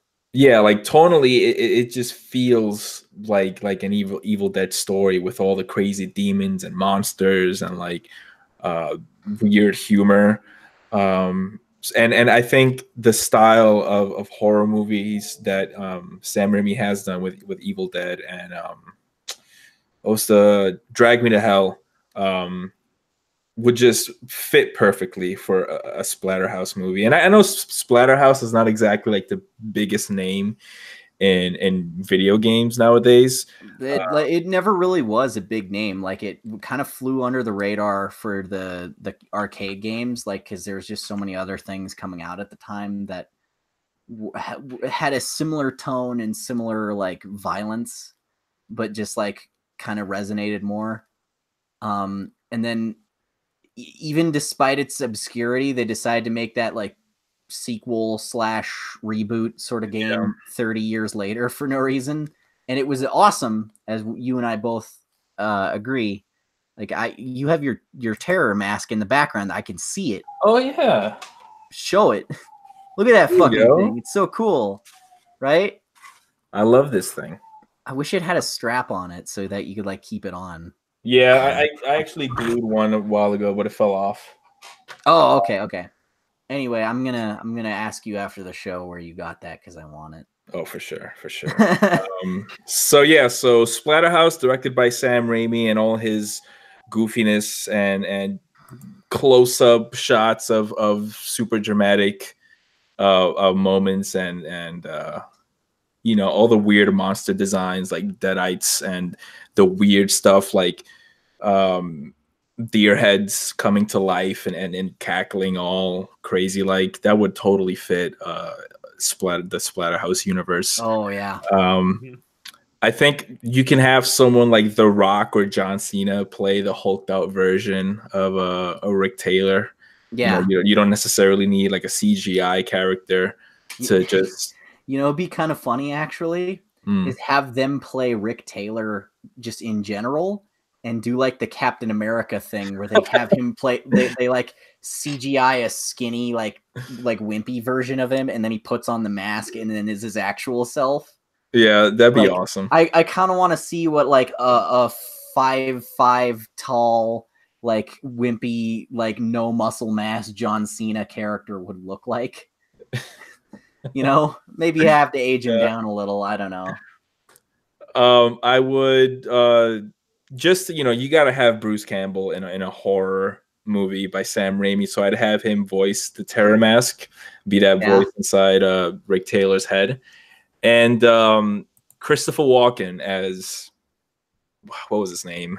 The crazy scientist dude. The evil, what is his name? Oh, I forgot his name. Dr. Madhouse? No. Dr. West. Dr. West, there you go. It's funny because that's just so like normal and yeah.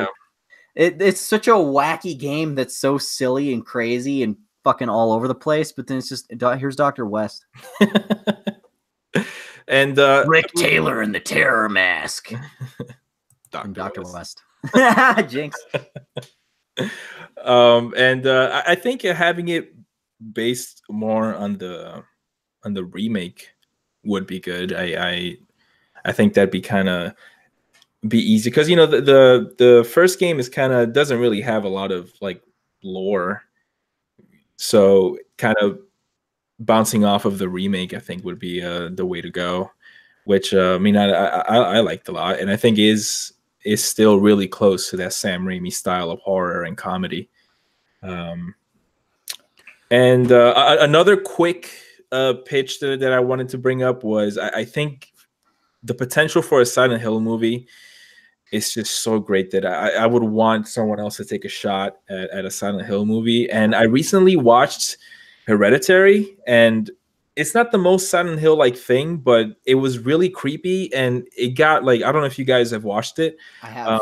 It gets like really weird towards the end, and in a very Silent Hill-ish way, where it's you got like it's like really off the wall and crazy, but it's like so disturbing that it kind of gets you, despite how it's like not like it's not your typical kind of horror, like stuff that would normally it would show you, but like that's kind of what's unsettling about it. Exactly, because you got this movie that like 80% of it is pretty much like grounded in reality. It's like a character drama. Yeah, and then towards the end, they introduce this whole, there's been seeds. They plant seeds throughout the movie to kind of give backstory to this crazy, whacked out thing that comes up in the end. So it wasn't like totally out of left. But when it gets there, it just leaves an impression on you after watching this movie that was, normal for the most part, and then it just gets insane towards the end. It just made me uncomfortable, and I think that's kind of what a Silent Hill movie should. Okay, I think there actually is a couple of movies that somehow became Silent Hill movies without trying to do it on purpose.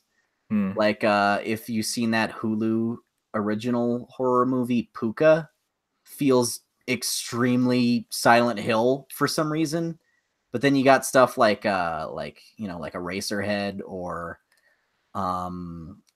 Jacob's Ladder, which both of those were actual like inspirations for Silent Hill.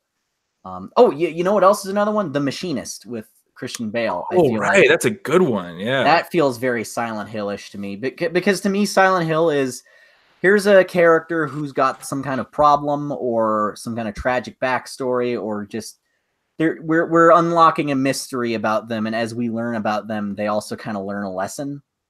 Yeah, and it's I think of like movies that have a very weird non-linear kind of structure, or have a lot of interpretive stuff that doesn't make sense, or that you can like parse out like what it means, like a lot of symbolism in the scares, just to get to this basic truth about the character. So to me, there's a lot of movies like that, and it would be really easy to just work in the Silent Hill like name, like, because that's what like kind of sucked about the actual Silent Hill movies. There's two of them, is that they didn't really get that aspect, that the character was supposed to be there to learn something, or that like the horror was supposed to be very personalized. It's just, here's a bunch of monsters in a creepy town.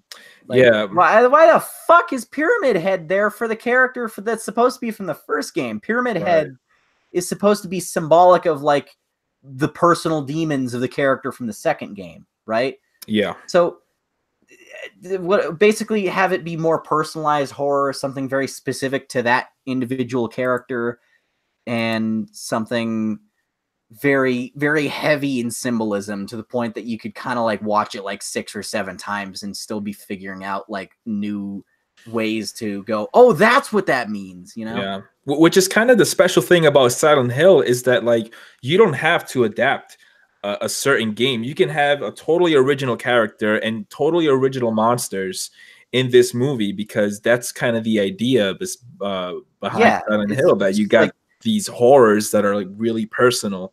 It's troubled people go there, and then it plays like a really, really creepy kind of therapist for them. So you could really you could have it just be set in the game's universe, and it'd be cool is seeing like game locations just like in a different context. Like the hospital from Silent Hill 1 is kind of iconic. Yeah. I would love to see a scene where it's just a normal hospital and there's nothing wrong with it, but it has the same layout and rooms. Oh yeah. That'll be pretty neat. Yeah, stuff like that could be fun. Like just little stuff for the fans. Just bonuses, right? Bonuses for the fans. Yeah. So no, I think there's absolutely potential there. Is there any other video game movies that are like worth just throwing in a couple comments about, like just other stuff we haven't talked about yet? Angry Birds movie. Scott, you're not allowed to talk for 15 minutes. I mean, it's the Super Mario Brothers movie, which I mean, almost has nothing to do with the game. And it's weird how they kind of imply that Luigi and Mario are like father and son, but also brothers, or like their last names are each other's names. Yeah. I'm Mario Luigi, and I'm Luigi Mario. Like, what? Yeah, I mean that was weird because it tried to be like a sci-fi movie or something like that. The Mushroom Kingdom was like some kind of really creepy sort of sci-fi environment, and like there's like a plot about cloning dinosaurs into anthropomorphic demons. Yeah. The princess was just like some lady that they just kidnapped. I don't know. I'm confused. Not a lot there. Yeah, that was fucking bizarre, but I'm actually really trying to think. That might be the first one that ever got made. I think you might be right. There might be. I mean, there was also around that time there was like Street Fighter and Final Fight and a lot of stuff. Double Dragon, I think, was one with the guy from The Crow, Brandon Lee. Those Street Fighter movies, I remember. I think the last one they made was in like 2004. It was like the Legend of Chun-Li. Yeah. Let's play some Limp Bizkit. Oh, God. Yeah, I don't remember any of those particularly striking my fancy in any way, but I didn't even like really particularly care for the games they were based on, so it's not like I can really like say I was too sad about it. Yeah. What else? Well, I'm just gonna look up video game movies. There's the Warcraft movie. Right. I haven't seen it, but I mean I heard it wasn't terrible. It's my understanding from people who like friends of mine who have seen it that it was just, it felt like it really could have just been like background lore for the games. Like it just felt like a really small story. Yeah. That was just in the universe of Warcraft, and that's kind of what worked about it. But even still, like the characters weren't too strong. I'm just realizing how many other big ones we haven't talked about. There's Rampage with The Rock, which I actually thought was solid. Oh yeah, but that's mostly because the game gives them literally nothing to work off of. They just constructed an entire new story that really only shares like a couple of visuals from the game. Like, okay, monsters climb a building, monsters eat a woman in a red dress, a helicopter shoots at a monster. Like, let's just take a few little visual cues and then construct just a whole other movie around them. And that's certainly an angle to take it from, just like this really interpretive thing. If that's what we're going to do, then I want to pitch a horror movie based on Dig Dug, where a bunch of miners are trapped in some kind of underground cave being attacked by lizard monsters. But because of combustible gases in the caves, they can't use any guns and instead have to use some kind of sci-fi air pump thing to inflate and explode the enemies. And then there's like you could have a guy in like a red and yellow like combat armor suit. Like, yeah, you could have this whole like B horror sci-fi movie based around Dig Dug. How would you incorporate the little like that goes on when you're like walking around? I don't know, man. We'll have to work on that. But you could have like the climax of the movie is that he knocks out a support beam and crushes the monsters under a bunch of stones or something. You might have something there.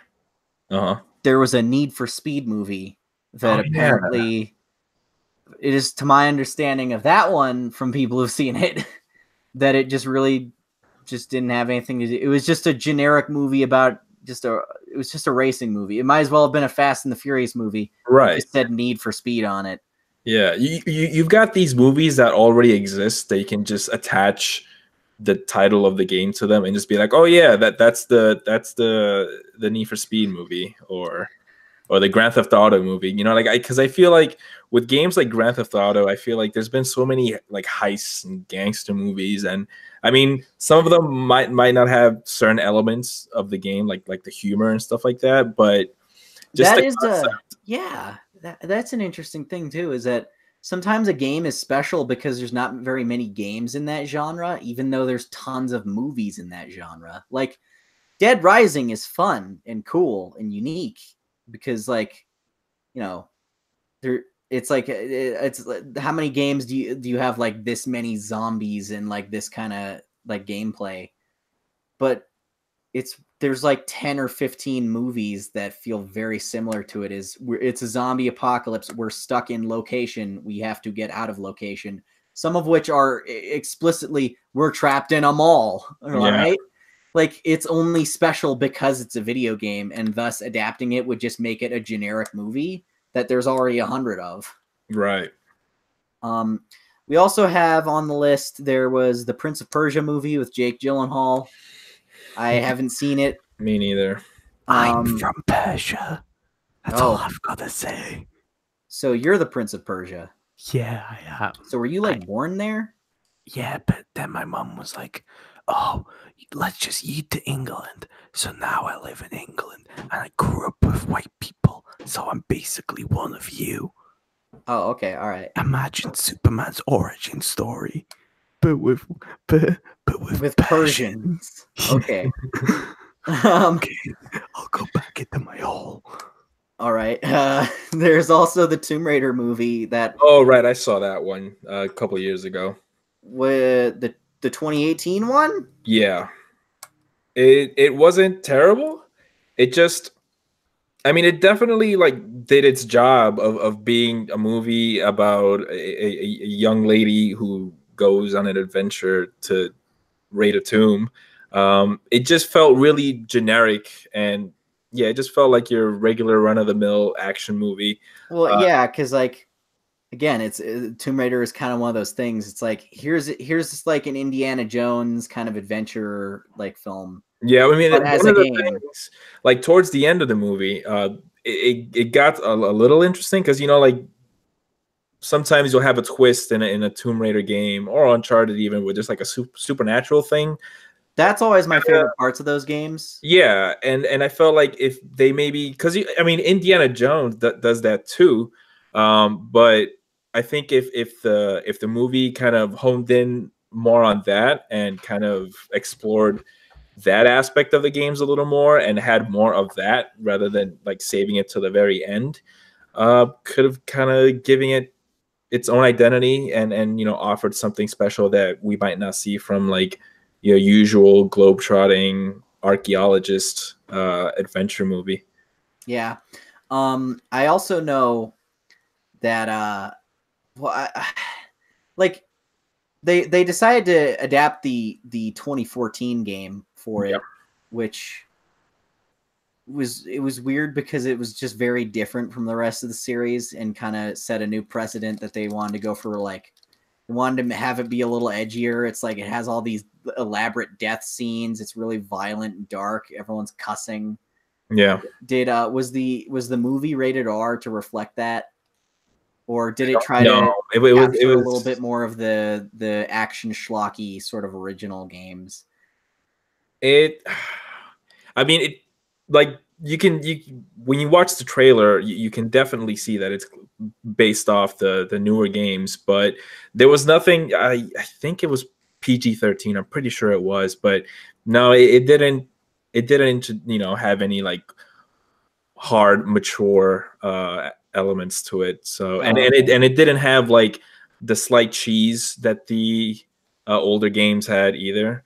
That was the one that the Angelina Jolie films, like they like fully embraced that. They were like, let's just make it cheesy as shit. She has a giant super powered Star Wars robot that she trains with in her house, or Like, here's a scene where she's gonna fight a 19-foot tall golem monster made of like Incan statue parts. Like, what the fuck? Yeah, and maybe like, you know, at the time we didn't really have those kind of things figured out where you can have them work in a movie. But I think in today's world where you know they do weirder things with movies, they can have that and make it work in a way where even if it has kind of like a cheesy tone to it, you know? Yeah. So like, I don't know. I feel like there was just kind of like a cynical element to those movies too. The 2003 Tomb Raiders is just like, it felt like, all right, Angelina Jolie is like a big star now. Let's just put her in some generic action movie that's just like a vehicle for her career, and you know, let's just put the Tomb Raider branding on it since that's like hip right now. And I just like, well, for one, I think a good example is Scott Pilgrim. Right. That was very clearly like made with a lot of love for, you know, its source material, both the comic and like video game stuff in it. Yeah. But they did something kind of fun and crazy with it. They were like, let's have the video gamey elements in it like be adapted in a really like weird way. Like the characters actually, when he kills them, turn into piles of coins. Yeah. And then he'll take that for bus fare. Or like just like a highly literal version of a video game adaptation. And you kind of just take it. You take it for what it is, you know? Yeah. And it just like, you don't even think about it anymore at that point. It's just like, yeah, this is just the weird universe they've established. Yeah. One last thing I guess worth mentioning is that there's a ton of animated films based on Resident Evil that are pretty decent, but that's mostly just because there's a lot of oversight from Capcom, and they basically are just 2-hour-long cutscenes, just for games that didn't get made, I guess. Yeah. You know, like whatever ideas that they had, but they just didn't want to make into something. They're just like, we'll just turn it into a game. Yeah. I haven't seen I watched the first one. That one's the best one. Yeah. The second one has an annoying comedy character that they have like they spend way too much time on, and then kill off, and you're supposed to feel bad about it. Like they have like a Jar Jar Binks kind of character in there, and it just ruins everything. And then the third one is just like kind of the height of dumb, like Resident Evil trying too hard to be actiony, because it's just like Leon fires a railgun and cuts 900 buildings in half full of civilians, or has an epic chase sequence on a highway where he's on a motorcycle being chased by zombie dogs, and he's flipping whole cars at them by shooting out their tires. And there's just like so much collateral damage, and it's like, it's really hard to take it seriously in any capacity. Or like the villain is like he's like some James Bondy Euro villain who has like a tragic backstory that his wife was killed by a bioweapon at their wedding day. And then he realizes Rebecca Chambers looks like her, so he's going to try and mind control her into being his new wife. Oh, no. It's bad. Yeah. Okay, 2008 Max Payne movie. Thoughts? Go. Never watched it. I watched like 5 minutes of it. Mark Wahlberg is not. I can't see him as a Punisher, Max Payne type of character. Yeah, I mean, again, like I love the Max Payne games, but I just don't think there's really a need for a Max Payne movie. You know? Yeah, there's a lot of games that just like they were made specifically to be games. They work because they're games. Making a movie would kind of just make it suck. Like the God of War, I don't think would make a cool movie, because it's essentially just about like a mythological serial killer, and like the whole thing is just that you feel this catharsis from playing it. Yeah. You kind of lose yourself in the rage of this just violent, crazy character who's also like super intelligent. And just seeing that as a movie would just make like everything likable about Kratos from the first 3 games, which is not a lot. He's kind of portrayed as a villain, would just make it kind of fade out. Like you don't identify with him because you are him and you know his goals are your goals. At that point, you're just watching a guy just be an asshole for 3 movies until he kills his dad. One nitpick that I have is when like a game will be announced, it doesn't even come out yet, and then they already greenlight a movie. And I think that has to do when they see a cool premise and they kind of want to like take advantage of that by making it into a movie, because you know they see the trailer for the game and it's like, oh, that's a neat idea. We should make a movie out of it. Get on that. So what examples are you thinking of? I'm pretty sure that they did that for Horizon Zero Dawn. There's a Horizon Zero Dawn movie? Like, I think I remember seeing an article or a headline. I got to Google it because I don't want to, let me see. From like IGN or something like that. Oh, hey, look, I found the Wikipedia page for the Minecraft movie. Or no, wait, this is just the game. But it was listed on list of video game movies. I got really excited there. It's not happening, man. Please, it'll be so good. Would they make the whole world cubes, or would it just be 2 hours of Steve Carell just digging up soil? Wait, you think Steve from Minecraft's last name is Carell? No. You think that's why Steve Carell was cast? We just need someone named Steve to play Steve. I think I might have made that Horizon thing up, but I could have. Man, I can't remember the game right now. Wait a second, they're making a Pokemon movie. Oh yeah, that looks pretty good. No, yeah, it does actually. You can tell there's a lot of love for the characters. I think they did a good job of adapting those character designs into a real world setting. Like some of them don't translate as well, like the more cartoony ones, but like Pikachu himself, looks perfect. One thing that kind of creeps me out from some of the Pokemon is that they have like super realistic looking eyes, like they're super detailed, and having them be huge and like really realistic looking is a little creepy. Yeah, there's a little bit of uncanny valley there. Do you think Which is why I think Sonic being his game design in a real life setting, like with like, you know, like if you gave him that big giant mono eye, but like had it super realistically textured, it would look kind of creepy. Like you could see the glossiness of his eye, or like the way light catches it, or his fur glistening. Like, do you think Kirby's gonna be in Detective Pikachu? Kirby? Yeah, he's not a Pokemon. But he is. Shut up, Xavier.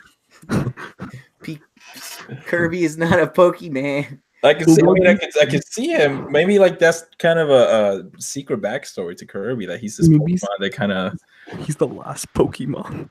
He's it's like a post-apocalypse Pokemon sequel where all of them killed each other and the only one left is Kirby characters. Who's this mutated Jigglypuff?